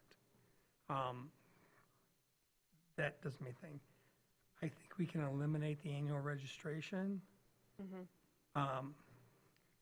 I'm open on the other one about eliminating the owner occupancy requirement. You know, at this point, if a landlord can build 2 houses, why can't they build a house and an ADU and use them? The biggest concern, I remember one of the biggest concerns about that, and probably remains this day, is use of ADUs as short-term rentals, okay? The city's efforts to combat short-term rentals when this came was basically, you can't do that. It was sort of, they're much more, it's still a very difficult lift to enforce, but they're much more, you're much more effective. You're basically paying someone to enforce it. So I don't hear that complaint as often as I used to. But, I don't know, I hear it all the time, but no one can point to an actual person. So, and I don't know what your, I mean, it still occurs, I know. You guys still get a number of complaints, and I'm sure it still happens, but I don't think it's that big an issue. That's kind of where I would be at. I'm not sure I want to, you know, reduce some of the setbacks for a second unit. It made sense to me when you guys did it. I shouldn't say you guys, when we did it, that the setbacks were the same for a house and that the size of the lot had to be larger than the minimum lot requirement, which just seemed like, well, then why not, was my response. I know not everyone felt that way, but my response was, why not? I don't know if you want to start playing with that now. And I'm not saying we can't play with it in the future, but I'm more of a one step at a time, let's see how things go. But yeah, half the restrictions in ADUs. You didn't mention the cap on ADUs? We got rid of that, didn't we? Right, there's no cap Did we? anymore. My only question about Was I here for that? Didn't change behavior. No, I know, it's never this, mentioned. no, I think this was in the round in 2023. Were you Oh, here for that? I don't think you were here No, I for wasn't that. here for that. Yeah, so it was during that period. I have a vague recollection of getting into a tiff in 2023, not tiff, getting into an argument about length of stays. Is there a definition of a length of stay for an ADU? Or were we getting into the definition of a length of stay for a tourist home and I'm conflating those? No, it was for ADUs. There It was is one for ADU. Yeah. Okay. 90 days for that, but we didn't have any length of stay aside from it has to be longer than a month for other classifications. Okay. Because in the state legal definitions, less than a month is short-term, more than a month is long-term. And that was again to try to combat what we suspected was happening was short-term renting those? Yeah. Because we don't have that in a second unit. So I don't Yeah. know if we ever had 90-day, do we have 90-day requirements in ADUs? We For an did. ADU. Do we still have it? or I did we- think we do. I Yeah. think they kept that Yep. in 2023 and It's I still there. Well, you didn't should want that. definitely get rid of that. Yeah, okay. That was one that I thought was missing from this list and, Okay. You and shouldn't wanted to look treat up. a rental unit, because it's an ADU, different than any other rental. Correct, especially if we have a second unit, and it's also gonna try to be a long-term unit because we don't allow short-term rentals in residential. It becomes moot. Right, it's Michelle? redundant. I just had a question. So the one, well, it's a question and then a comment. The question is what problem are we solving for if we have 2 options? Kind of what Brian was saying, like, do we need to collapse these into one? Especially if we can change certain things that we've found to be pain points, with existing regulations, setbacks, things like that. But secondly, the other thing that kind of looking at lessen the restrictions of the ADU option, remove the 800 square foot size restriction on an ADU, instead limiting the size to a percentage of the primary dwelling. We have some pretty small houses. And a percentage of those, like, is the 800 square foot, if it's a garage and a dwelling unit, is it those combined? No, So it could Smaller be, footprint. it's just, It- well, it's the it footprint, depends. or is it, It's a total floor area, so it would be 400 and 400, right, as opposed to, so, No, And- but the garage is not but, part of an ADU. but not Yep. garage. Not the garage. The oh, garage is oh, not- okay, Yeah. Does okay, not count. okay, that's fine. It's gotta be livable space. But thinking about, just thinking about limiting the size to a percentage of the primary dwelling, like 800 square feet is pretty small. The house I live in is, I think they want to say it's 1,200 square feet. It's not. It's like maybe 1,100, and it's pretty small. So like a percentage of that, if you thought about like, I don't know, 60% of that, it's going to be less than 800. So I guess I would, I don't know, 800 square feet. And I'm thinking about this definitely from my own perspective. We live in a pretty small lot, pretty small house, and facing that generation of it's time to live with family. You know, generations of families in the past have lived together, and what if we need to move a parent here? You know, I'm not thinking about it as an income property, but like 800 square feet, if it's my husband and I having to move in, I like him, but 600's a little too small. So, that was the only concern I had. I kind of like Brian's suggestion, really, of like, there might be some things that we could tackle. That 25-foot setback is ridiculous. I mean, I don't think my front setback is that big. That's what I'm saying. Right, yeah. 10 feet Yeah, from I the did, sidewalk? I did a Google search and it was standard is 10 to 20 feet For a rear? for rear setbacks. For a rear setback. And Specifically, yeah. also, like, why would we do 25-foot setback on what is fed by an alley as well? You're just creating Yeah. dead space. Correct. Yeah. Yeah. I don't know about you, I'm not gonna really hang out on the alley in my front yard. Yeah. No, you're then forced, if somebody wants to drive by my brother's, you're then forced to make a fake front yard. Yeah. Now he has like a little porch. Yeah. And he has a little fake tiny front yard. Yeah. That he threw grass seed on because it looks silly if you don't have that. Right, then you're just creating parking dead space, spaces, yeah. quite frankly, which I would rather have a unit right up against the alley and, anyway, so that was just my thought, like, I don't know, are we fixing something that's not broken? What is the problem we're solving for here? Are there just ways to go about it and reducing some of those restrictions? I think the problem though is like as a user, it is confusing. Like like I said, I went in thinking I'm building an ADU, turns out I'm building a secondary dwelling. So we're keeping the zoning administrator. Yeah, but I think Employed. streamlining it is a good idea. Like streamlining it for user purposes, like simplifying it is a positive in the long run. Ish, unless it restricts. I mean, True, what we yeah. want is gentle infill, Yeah. and right now we have two options for it. If we did some of these things, thinking about my property in specific and my neighbors, it might actually True. Good point, yeah. restrict. My one thought would be, as to the why, maybe Jackie and Mitch can give us a little more context, because I think this came from the city commission. So having a little more context on why they asked us to look at this and review this would be helpful. So if this is the moment, let's do that and then go back, because I know there are more comments. So Jackie, go ahead. Thank you.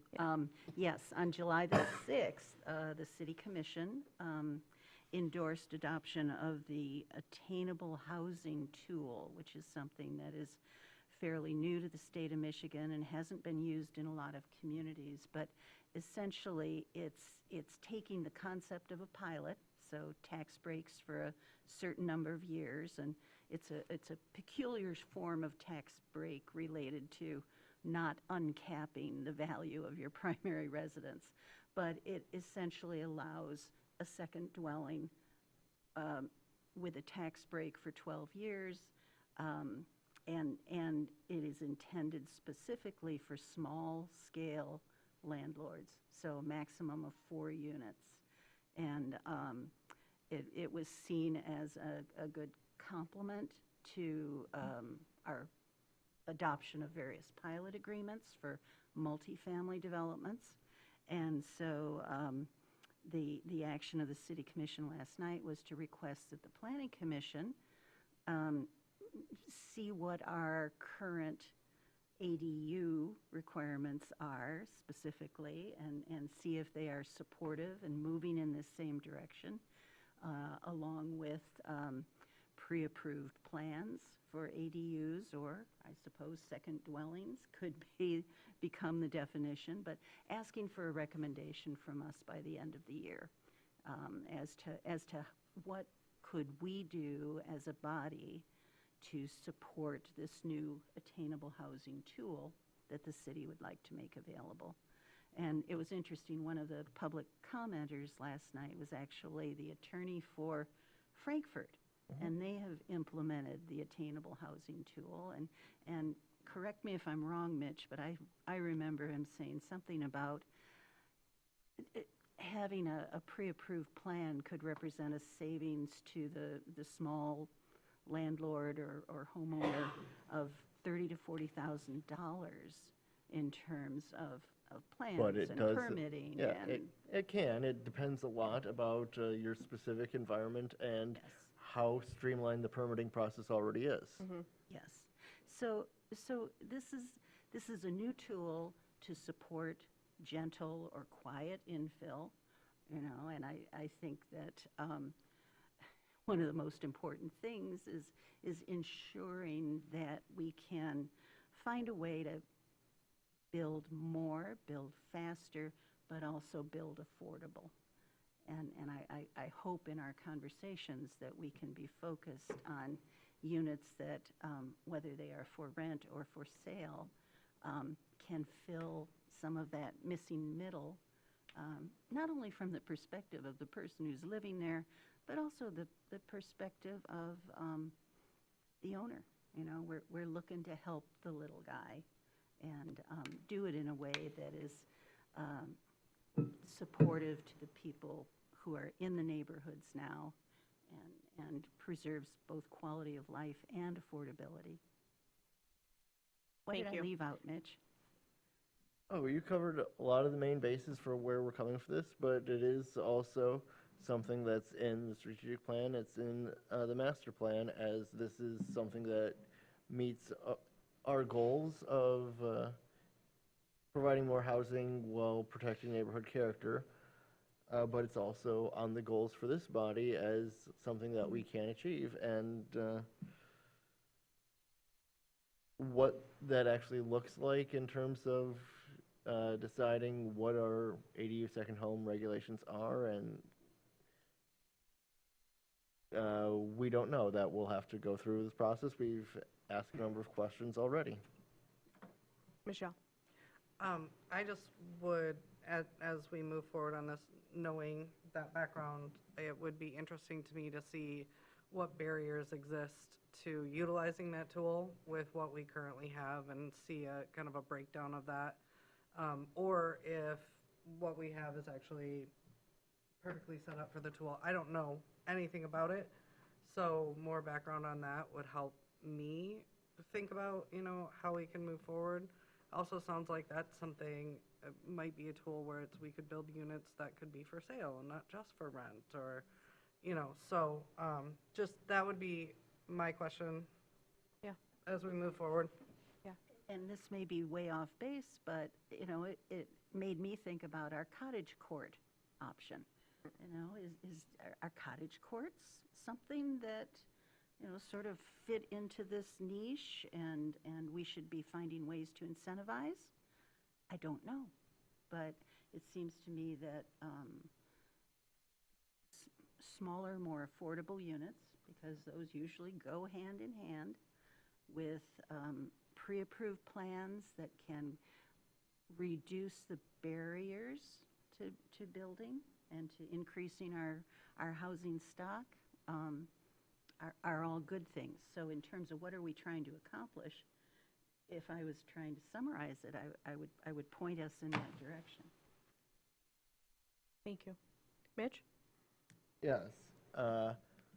As I said before, I do support keeping both things. The fact that in a lot of cases, it could be an ADU or it could be a second home doesn't, or ignores the fact that there are lots that aren't large enough for a second home but are large enough to have an ADU, or cases where the lot theoretically might be large enough to have a second home, but the existing primary dwelling is positioned oddly or is of such a size that you couldn't really do that, but you can still put an ADU.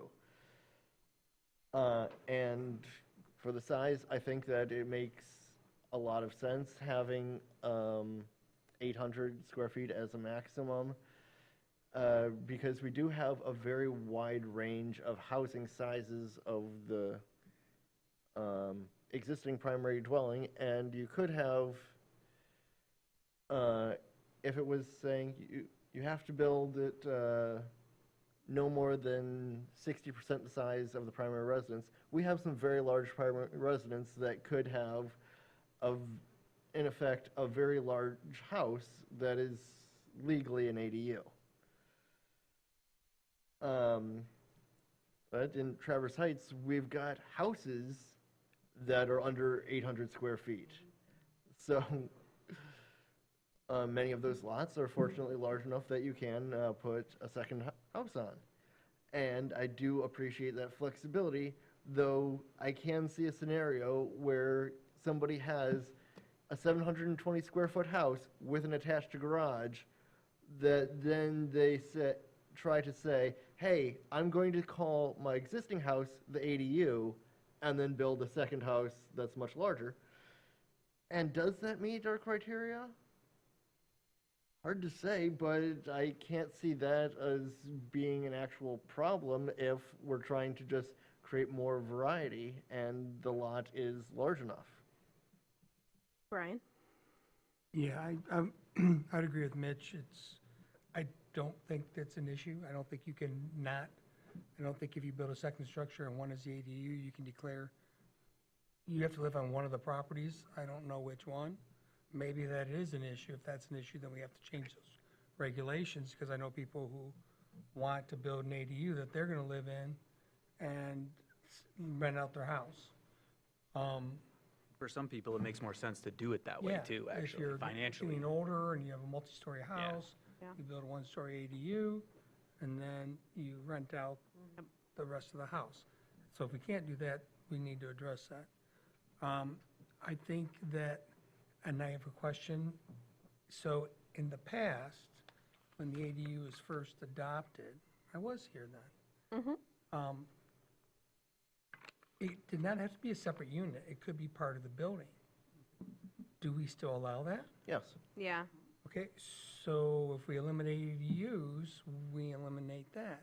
But what happens if we have a house that's 3,200 square feet and they want to break off half of it, or that you find a logical space to make that break to build your one wall? And we say, no, that's too large, that's 1,200 square feet. So instead, you got to go do this and that and the other thing to Well, then make it's a it work. duplex. To turn it into a second So unit? then is it a duplex? Does it matter? Does anybody even do that for ADUs anymore? I don't know. But I don't have a problem having other options for people. I think the 800 square feet could be a minimum, not a minimum. You can build anything up to 800 square feet.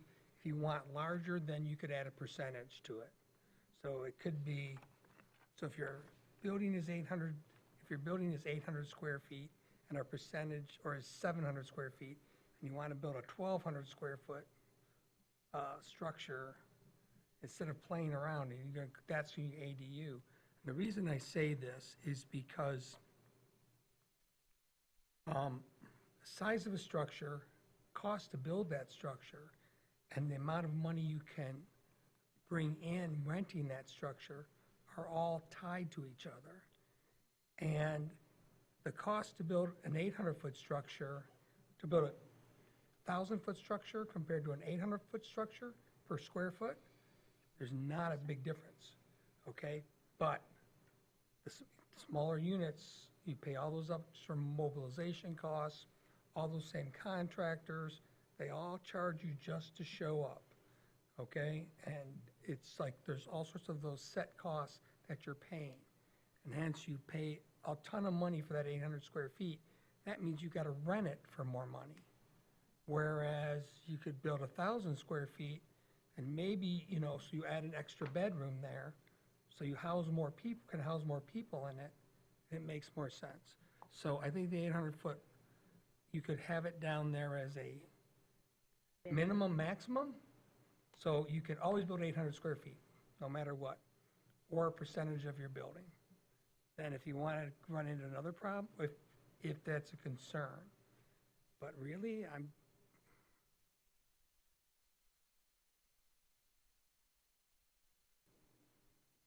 you need to look at all the setbacks. If you eliminate the cap altogether, you got to look at all the setbacks and what that might mean, and the lot coverage restrictions. Those are the things I'd want to look at going forward. That's it. Jackie, then I'm going to go to Leslie, just so Okay. everyone knows. Just a few more comments in terms of size. Certainly from the construction perspective, I'm sure you're right.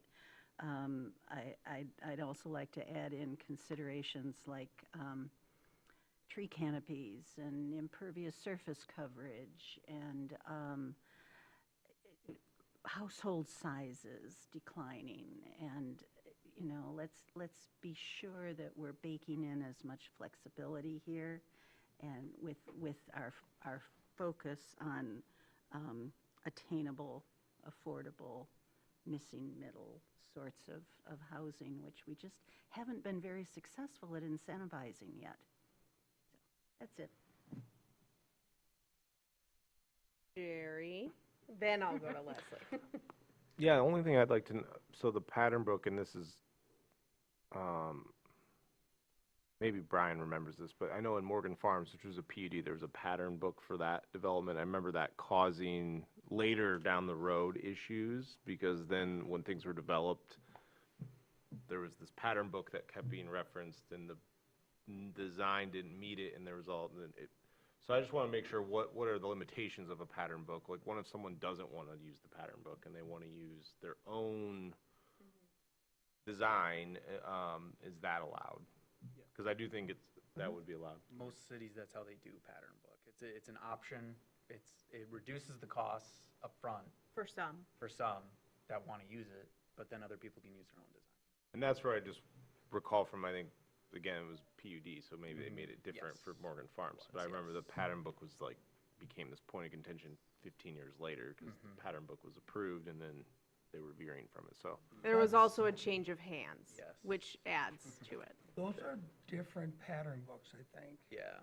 So a pattern book for Morgan Farms was about how the whole subdivision was supposed to look, how each section was supposed to look, and how it's supposed to be designed.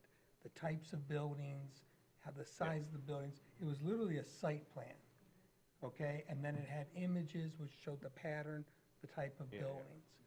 So, and to change that was a major change.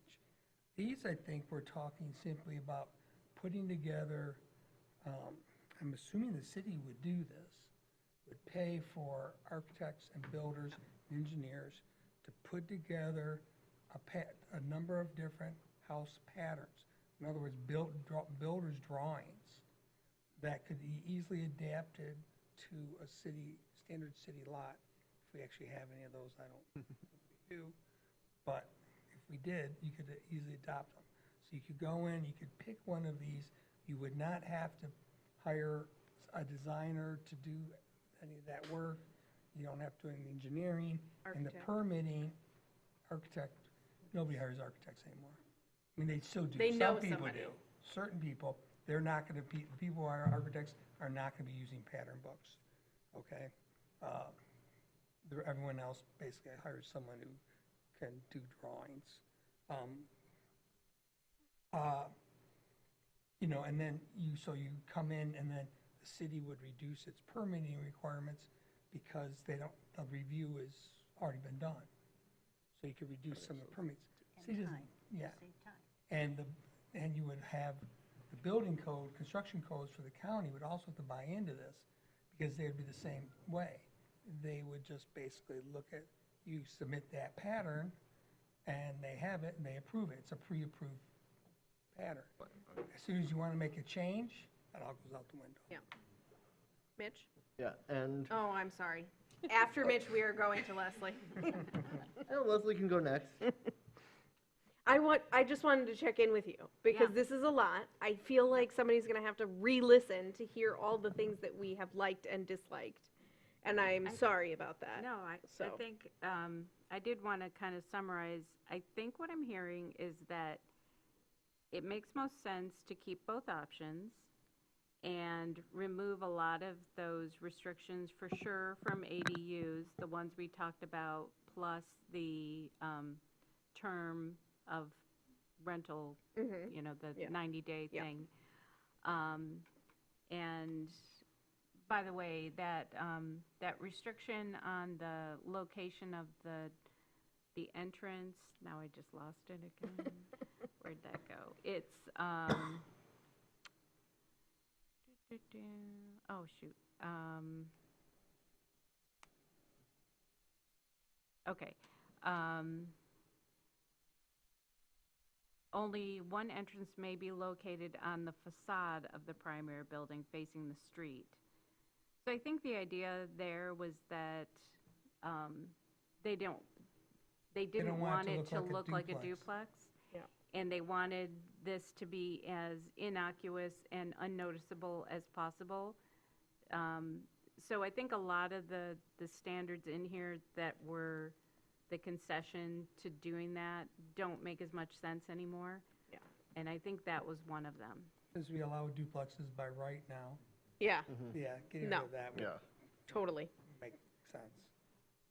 But I could be totally wrong, but I thought we only allow duplex, oh no, we do allow duplexes. Okay, I take that back. Mitch, Yeah, back on pattern book homes, in the places where this has been done, Muskegon area is some good examples in the city of Roosevelt Park, which is one of the suburbs immediately to south, has entire streets where it was, and you can look, and each house looks different, but then you look at the architectural elements and realize there are only 3 or 4 houses, and it was just cut and paste different elements. So that does help, and in some of their infill and redevelopment of brownfield sites, the city of Muskegon has made pattern books homes available. But it works best if there is not just one house here, one house there, whatever. If there's going to be a number of houses that are filling these same patterns, and thus one or more contractors can say, hey, we've built literally this house or this ADU before. Here's our materials list. Here's our crew spreadsheets. We can just cut and paste down the line. And what that could mean here is, say, if a developer like Sox, which has already proven with its Front Street development that they can do off-site modular construction and then build on a short timeline, something like that could end up being an option for ADUs or second homes. I don't know if it would be like Sox on Front Street, where it does come in prefab sections, but hey, if there is enough interest in the community, that is something that would dramatically reduce the price per square foot to actually do the construction. yeah, Jackie? Just a thought that if we could sooner rather than later bring into the conversation our parking department as well as our mobility services, just because, you know, quiet infill, one of the things that it puts pressure on is on-street parking, and to understand if there are options that those folks see that might be enabling, and again, to make the increased density more palatable to the existing residents. I'd like to hear from them too about any ideas they could toss in. Brian? Just to say, I think pattern books for ADUs or second homes makes a lot of sense. You know, but that's really a city commission financing question, if they want to pay for that. I don't know what it costs. And then they got to reach out to the county and see if they're into it. But I don't know if it makes sense for primary homes in the city. We don't build that many new primary homes. Yeah. I know, we don't have that much space, so. Yeah, and it also really helps if you have lot sizes and configurations that are consistent across the whole Accommodate city, it. which we don't have to the same extent as other Yeah. communities. Yeah, my only fear with that would be, is there a way without making it super costly to the city to have a couple options that you can then configure, because we have so many different, like, differing lot sizes, or, and I also don't want to see a bunch that pop up looking exactly the same. So I'd want some variety. But again, not like chicken or the egg. Like, it would be expensive, but it helps, and so that's just kind of my thought on that, on pattern books. It's, you know, it's expensive to you and I. Yeah, To the city, it's chump change. yeah. They spend millions on all sorts of things. I have so much that some information of us to share with question. you. Okay, So- Leslie. But I guess I'll just start with saying that actually for, you know, a couple of years in our office, we've been talking about pre-approved plans, and we've been talking to some companies. One in particular, just a couple days ago, sent us, we got back in touch with them, sent us a proposal for what a program might look like. They offer lots of different options, and the program that they threw out there for consideration would provide, you know, some upfront engagement with the community, you know, specific designs to fit our specific issues, and, you know, a slew of several different options that become available and that are specifically designed for us. And I guess I can tell you that option was somewhere around $50,000. There are other options that, Yeah. and you know, you can scale it up, you can scale it down, you can take out the public engagement part, you can Yeah. have fewer home options. There are also options where you can take pre-approved, you know, they've already designed some things, and you can get a subscription to those, or you can have them design something and then buy a subscription for those.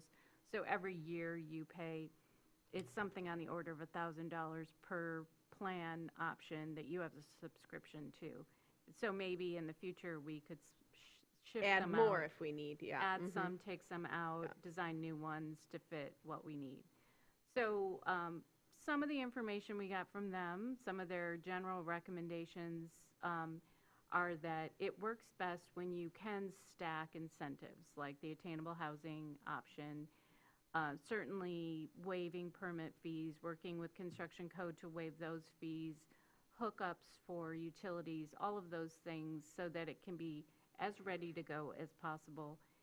You know, another recommendation or another notion that they have is that there still are going to be the realities of our market, and you know, it's not necessarily affordable housing. It's a quicker infill housing option that might save a little bit of money for people, but it's not going to solve all of our housing problems. It's not necessarily going to be affordable, but it can become more affordable if we stack it with other incentives. And so we should be, you know, keeping our eyes open and seeking out other ways that we can, again, stack it so that we can make this a package that people really want to take advantage of. And just a little aside, yeah, the pattern book thing versus kit homes versus pre-approved plans are all used interchangeably. For instance, the Commons used to have a pattern book that was their zoning that was this thick, and according to Russ Soring, they had to call in a particular architect to interpret it and to decide whether any new addition of a building or tiny change met the code or not, because it was so Yeah. dense and so detailed. And those are usually much more architecturally based, and they're often part of like a form-based code. So I personally don't like using the word pattern book because it kind of brings that to mind, and that was kind of a product of the 90s that has kind of gone by the wayside, and not used as much anymore. But it is usually like one developer, one big development, and then that's their pattern book, and that's their pick and choose modeling, you know. But then also, I mean, if you look around the city, you see all kinds of twin houses. Yes. So we do have a history of, you know, kind of a pattern book, and we have lots and lots of kit homes, and I happen to live in a kit home. And a lot of them are, you know, they're hard to recognize if you don't know what the kit homes are, because they're not necessarily, most of them are not Sears kit homes in this area, and most of them don't look like what you expect them to look like. So I love the idea of that, and you know, they're starting to come back a little bit. There are kit home options today, and we certainly have been talking to organizations like Housing North about options for pre-approved modular, you know, homes, and how those can be those second units, how we can make that more of a replicable model for people. But again, there's so many different situations, lot to lot, and lots of times access and like craning in a building can get difficult or impossible. So a lot of things that sound great don't necessarily pencil out for us. So it will be really interesting if we're able to work with somebody like, this is called Pattern Zones, I think is the company. They've also done work in Michigan and for MML, which is, you know, how we kind of got on our radar. But it would be interesting to work with them and see what they see as the things that I think are insurmountable to try to create standardized, you know, pre-approved plans that they may say, don't worry about that, that's workable. You know, it'll be nice to get someone to give us that kind of input and see what they can come up with for us. So I'm looking forward to that, and I think we're kind of ready to roll on that as well. And there are other companies that offer similar services, so. Cool. That's awesome. Anything else from this group? Did I already jump to public comment? I did not do public comment yet. Let's do public comment. Okay. Closing public comment, coming back. Any last comments we want to get in? So obviously we'll see this again. It's going to come back with a lot of notes. Are we allowed to make motions at special meetings? Yes. Yes. That's a meeting, no study session. Okay, just for future reference. For future reference, you can. When it's a special meeting, which we are having tonight. Which I want to say to Brian, I made a special meeting thinking that we had something to take action on, but it actually is just a study session. So I want to be honest with you. I wasn't going to say anything. I was okay. I mean, I could make a motion. Okay. Okay. Seeing nothing else, I think we've extensively talked about this. I think they have lots of notes. They'll come back with us with some, proposals. So we're going to move on to our last item, D, proposed childcare zoning amendments. I hope this one was also interesting to everybody. I guess I'm throwing to Leslie. Yeah, so this is another one of those things that's really become more and more apparent that childcare options are a huge issue to not just Traverse City and our region and our state, but it's, you know, it's a commonly heard issue, not just cost, but availability of childcare. And just as a side note, we did do a resiliency I want to call it a resiliency plan, but I'm going to call it a resiliency toolkit because that's what MEDC calls it. So it's something where they helped us to identify what our what the big issues were in our city that threaten our future resiliency, whether it is, climate-based, economy-based, things from outside, or housing-based, or, our workforce, things like that. So a lot of them were more broad and outside of zoning, outside of our boundaries. And we honed it down to, I think, 4 different topics, and one of them was childcare. So at that level, that was recognized. It's certainly recognized in our strategic plan. And we've been asked to take another look at childcare, also in light of the fact that there's some indication that there is a childcare organization, and by that I mean like a commercial center, childcare center that wants to go in at property zoned OS, namely the Civic Center, and strictly speaking, it's not covered in the zoning ordinance. So similar to the farmers market change that we made recently, this seems like an oversight in a district that we should add child care centers into. And while we're at it, we took a broader look, and there are, I would say, 3 different kinds of, there's 3 categories of child care centers. 2 are the residential child care centers. They are defined under state law, and there's certain things that we can't do, we're a little restricted under state law. So there's the family daycare, family residential care daycares, and those are 6 kids and under. And then there's the group child care homes, and those are, again, a residential home caring for up to 12 kids, 7 to 12. So generally, in most municipalities, the small ones, and I think under the law, we can't restrict them in any residence. So if you have a residence, you can have the small one, the family, up to 6.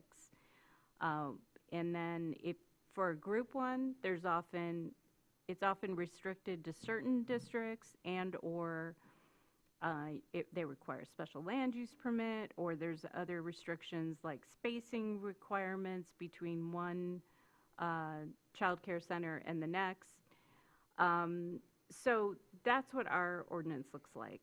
It's a little sprinkling of the small ones are allowed everywhere, the larger ones are only allowed in certain districts, and or with all of those districts are a lot of restrictions. The law doesn't require that we have all of those restrictions. Don't forget, they still get licensed by the state, and that's quite a process. And the law also gives a lot of grace to incorporated cities and villages, and lets you basically that you know best, unlike townships where they kind of say you can do this, you cannot do that. They give us a lot of latitude. So in a city, we can forego all of those rules. We can restrict further where we allow the larger ones. So the recommendation here is just to make it equal. Every district where there's a house, you can have the small ones, no question there. The larger ones, we recommend that equally be allowed in any residential home, and that most of the rules go away other than requiring a permit for those. But the spacing standards, the requirement for having like a fenced-in playground, things like that, we're not going to be the playground under these, not be the playground police and not have all of those other restrictions. So that's my recommendation, that we just make these as easy to get local approval for as possible. The group childcare homes, they don't come along very often, and lots of times when they do, it's because the licensee wants to have maybe 7 or 8 kids because they're caring for a couple of families, and a lot of those kids are after school. So it's not as scary as it sounds. It's, in most cases, it's not 12 infants or 12, it's not a mini school. It often is mostly after-school care and families with 2 or 3 or 4 kids. And then secondly, we're recommending that we expand the commercial child care centers to more districts, and making them all use by right, and also loosening up or eliminating the requirement that in some districts that they be associated only with a school or a church. So right now in all of our residential districts, if you want to have a child care center, it would have to be part of a school or a church. And, you know, in the end, I don't see a big difference between that because, you know, there's still going to be the same number of kids there, potentially. There's still going to be the same, you know, amount of traffic and noise and the expected impact of having a child care center. But to restrict it only to a church or a school seems a little bit too restrictive to me. Again, these are all based a little bit on just my past experience and also just seeing where we have these strange little pockets when we actually do this matrix. It seems a little antiquated. And then very lastly is that we call them child care organizations, and if you actually look at the state's definition, child care organization is the umbrella term for everything, including the residential. We're just using the wrong term. So we should call them child care centers and use the standard definition for a child care center. And those are the commercial ones that are not in a home. So that's it. Jerry? Yeah, so as someone that has kids in all sorts of things, I've been in a child care center. I'm in a family child care home right now in Slabtown. I'm all for this because there's obviously a need. We're lucky that we got into all of this, and now I have a kid going to kindergarten, so I'm almost done with one of them. But anyway, so yes, I'm very in support of standardizing, making this a little more widespread, and cleaning this up. And that's also in the strategic plan. Okay.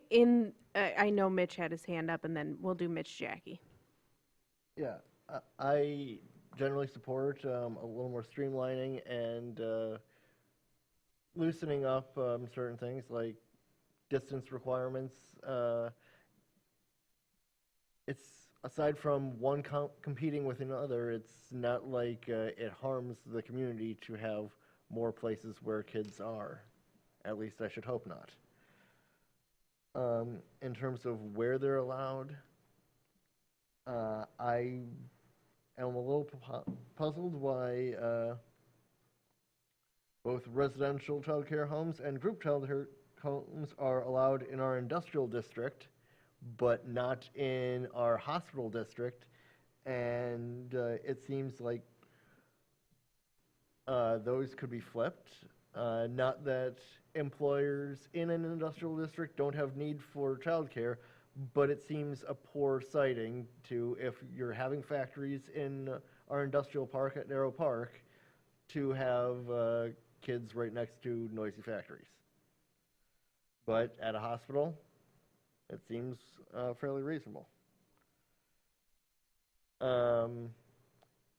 I understand why associating group facilities with a school or a church makes sense, but I'm afraid that can set up scenarios where it ends up essentially being a tenant organization in a building that then the building ceases to be the school or church that it had been operating as.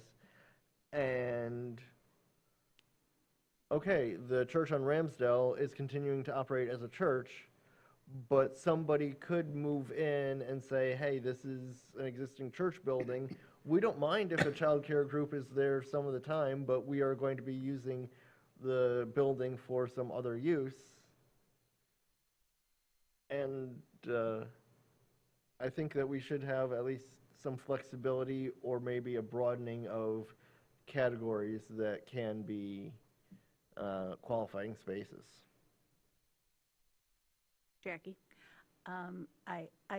I was very puzzled to see that the church and school sponsorship requirement was there for childcare centers. So I think taking a look at that and the need for it is very appropriate. If that is eliminated, it seems to me that it opens the opportunity for commercial franchises of childcare centers. And that brings along with it issues of branding and signage and some of those things that within residential areas maybe are already perfectly well regulated, but I'd like to be sure that that's being evaluated. And in terms of childcare as a use by right within OS, I wanted to mention that as an add-on to the Parks and Recreation Master Plan, that there's the intention to create a full inventory of all of our park properties and specifically identifying zoning by the end of the year.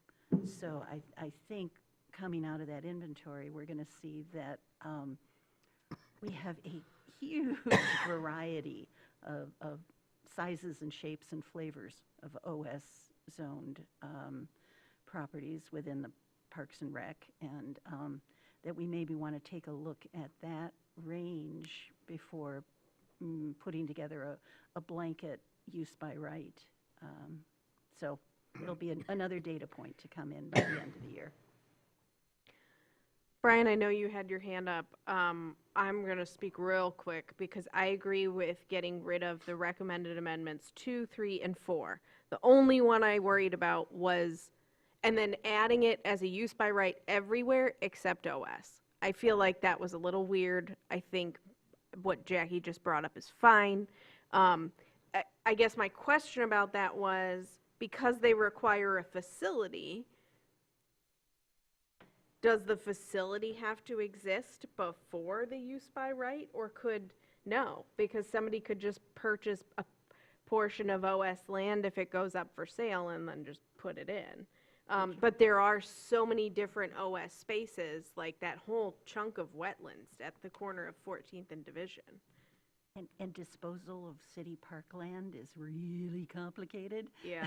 And So highly litigious. it just felt really weird, and in an attempt to try to move this without getting hung up on that, I just wanted to say 2, 3, 4, go, and then in terms of allowing it use by right everywhere but OS, because it just feels like that's more of a can of worms. Go ahead, Brian. Okay. So I thought I read somewhere, but now I'm not seeing it or can't find it, that the family child care home by state law isn't subject to zoning. Or is, correct? Right. So we should just eliminate that from the ordinance, except as a definition that says not subject to zoning. Well, I think the way it's usually done is just clearly say it's permitted by right in all residential districts, because Okay. that's what the law says. Now, people need a site plan for that? Okay. You guys go do it your way. I think my way is easier, less confusion. We don't have a chart that shows something that says, people say, well, what is of course, you should really have little things like how many people or children can be in these, so, because the terms are so strange. Vague. Yeah, I don't have a problem with, for the group family homes, I don't have a problem with, I remember when we did this and allowing it residential, and there was a lot of pushback from the community. And I don't know if any or how many got established, but it's like, this was a compromise. So, and so I think people are used to it now, no one's concerned. I agree with what Mitch said earlier, it's not a big deal. So, boom. I don't understand the whole, the parking requirements.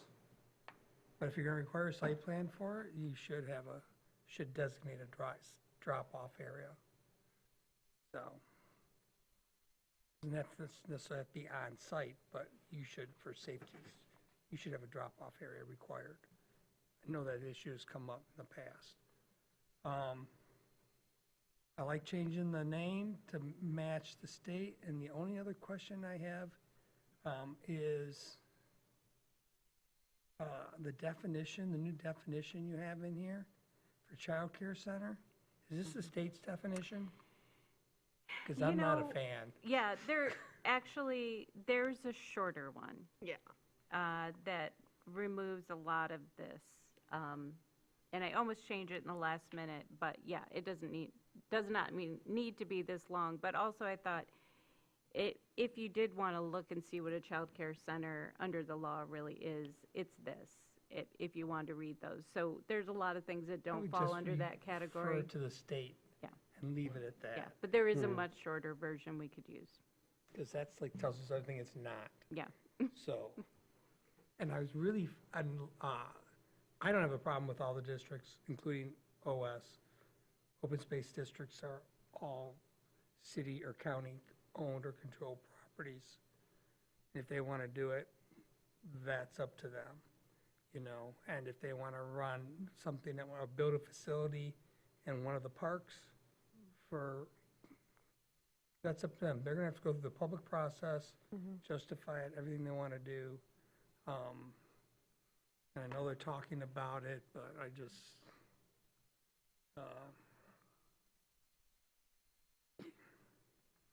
I don't have a problem with it. I think their numbers are kind of off, but their proposal that I read about in the paper for the city is more expensive than just about everybody else who offers it. So, just so you know, hopefully that will get adjusted if you move when you move those processes forward. But, and I was just want to know how far back the $600 for babysitting exceeds $600, where that number comes from. I mean, my sisters were exceeding $600 back when I was a kid, and that was a long time ago. So, but anyways, we're getting rid of that number anyway, so. Yeah, doesn't you matter, know, but it's- I didn't even look at those definitions, but you're right, those aren't the standard ones either. I'll double check those. I think we could stand to standardize that and shorten them. Yeah. Annual Well, that's the for city's current 600? one. I'm assuming we're gonna Right. rewrite those. Yep. So, you know, how much babysitting money you can make. I want my kids to go to where it's $600 a year. Even for after-school care. Yeah, like my kid gets paid way more than that in a week. So, yeah. Maxwell? So, I'm fortunate to participate in the Northwest Regional Child Care Coalition through Networks Northwest. And some of the work that we're doing focuses on changes to zoning. So this is really encouraging to see Traverse City taking this step. Certainly not without precedent. Manistee has done similar changes to their zoning to be more childcare friendly. Some of the other work that the coalition is doing is pilot for wages for those in childcare education, early education, and seeing if there's an incentive structure that helps with recruitment and retention, because that's another element to the figuring out the childcare issues that we're facing. I echo Brian's comments with respect to the definitions. I think it'd probably be easier and cleaner to reference the state definitions. And then also to point out that The group childcare homes, those could be done by right without a permit too, if that was something that you were interested in looking at. But generally speaking, I think this is a step in the right direction.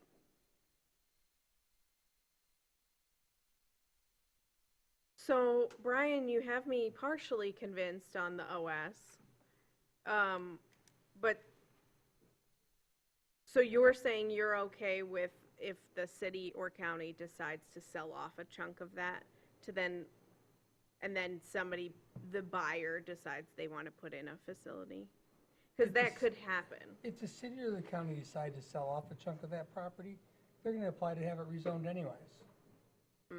No one's gonna buy a park and put in a childcare facility. Doesn't make financial sense, though, unless the city gives the property away. Discount, And yeah. I don't, and then sale of city parkland is subject to a referendum. So the county, who knows what the county's gonna do? The county's the county. Depends who's, sitting in those chairs. They've given away parks before, but not for conversion to commercial use. Doesn't happen very often. It does happen around the country, but up here, even for Grand Traverse County commissions, and we've had some previous commissions that were even way more conservative than our current ones, nobody was talking about selling parkland because they considered themselves conservatives, which meant Keepers of. conservation. So, in all things, so, yeah, I just don't see it happening. Okay, I'm convinced. I'm fine with it. Do we need a motion for this? There is I'm a- reading in the recommendation. Yeah, there's text for that at the bottom, but it sounds like we have consensus on Together. quite a few It says, motion items. instructing staff to prepare complete ordinance amendment language and further to set up public hearing. I mean, if you want to make a motion. Where Is that is your it? I motion? lost it. Well, I think it's if we want to make a public, if we want to set it for a public hearing in August. Right? I don't think I want to set for a public hearing in August. That's in 2 weeks. Yeah, I don't think, I'm sorry, that August meeting probably won't work. It's too late to notice it anyway. Yeah, so, So the motion, it shouldn't have called out a motion. Maybe not.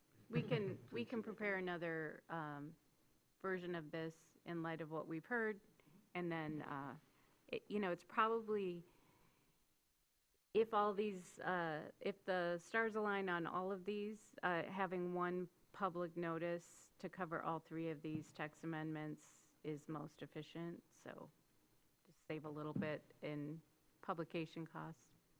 I don't know if we want to have 3 public hearings on all 3 of these at the same time. Okay, If, but you know- either way, I think we need more time. And Yeah, I'm thinking bring it back and maybe in September for one of them and see where we're at. Okay, Are we going to have a second meeting in August? I don't know. Sean will be back on Monday, so that's a question for him. I think we have to go to Okay. public comment before we discuss anything Oh, else. good call.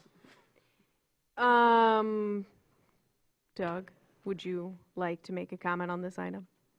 Okay. Closing public comment. So now we're gonna, anything else from this group? Okay. Now I have to go back to my agenda because we have reports. I know we have a couple at least. Any reports from the city commission? I think I've reported on the relevant things Yeah. as we went along. The biggest thing is that the ADU discussion is happening at both levels, and we had a robust discussion about it right here tonight. Okay, thank you very much. Planning department, I think you basically just gave an update. Mhm. Anything else? I don't think so.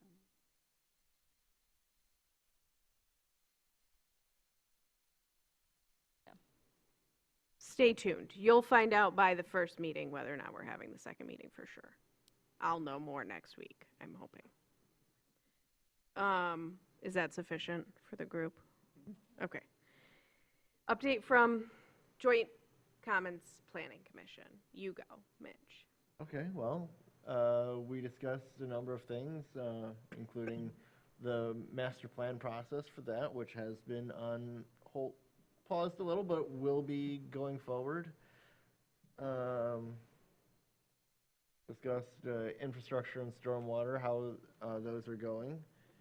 And then we did have quite a discussion about what can happen or what may happen in the future with roads, since Red Drive, which it had been a dirt road south of Greenspire, where part of the road is the parking lot, was recently closed by Garfield Township. You can still walk down it, but it's had a culvert fail, and they've decided that the township didn't want to spend whatever it would cost to bring it up to road standards, so it's closed.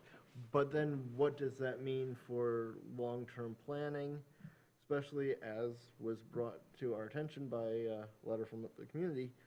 The master plan, originally back 16 years ago, that we are in the process of rewriting, recommends transferring all the private roads into a single ownership scheme, which would likely be the city as public roads. So what that would look like, it's hard to see, but there is a lot of problems caused by some roads being city roads, some roads being county road commission, some roads being township owned, but the Garfield Township doesn't build roads.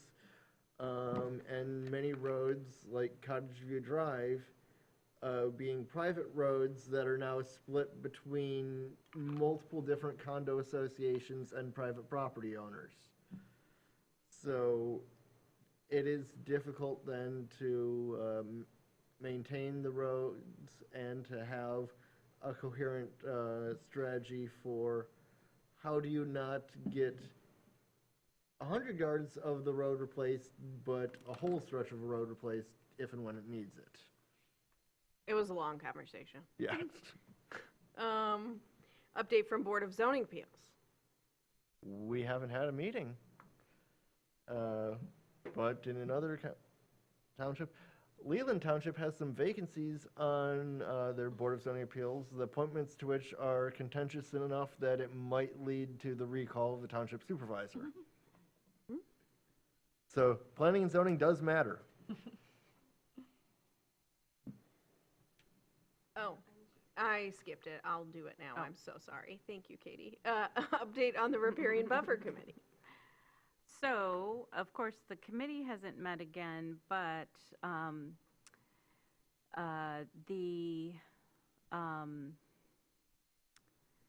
there have been a few things that have come up. This week, I'm meeting on site with Willow Creek Condominiums. That's at like Oak and Second-ish. Third.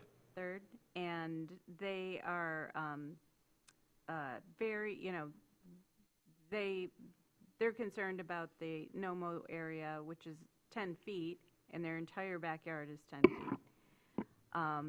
So, we just want to take another look at that and kind of do more ground truthing. Some other things have come up in regards to parking that I never would have thought about within the buffer area, relating to actually East Bay and some situations there. So I think we need to make some tweaks based on that. So, just people are knowing that this is out here, and as things come up or they have questions about it, I think we are kind of able to test it a little bit more. But then we also, there are components of it, if you recall, where we really could use some very specialized consultant input. And the city has approved a contract with GEI and others for the shoreline restoration project. And so we do have some direction from the city manager that we can fold them into reviewing this and providing a little bit more information, just to shore it up a little bit. See Pun what I did intended. there? Yeah, that was pretty good. And to provide some of the, appendix level information that isn't quite there. So give us a little time, but that's plugging along. Thank you. Grand Traverse County. I don't have a whole lot to update tonight. We have our housing study that's currently in process. Be happy to share more in the coming months once we have a report. And we're getting close to finalizing our plan for a community development initiative. So more to come on that in the coming months as well. Thank you. Looks like we have a receive and file item from Acme Township. And now we're on to general public comment. Seeing none, I'm going to close public comment and appreciate everybody for making it through a 3-hour meeting. We're adjourned. Yeah. We had a lot of items, so. Well, the packet We- tonight.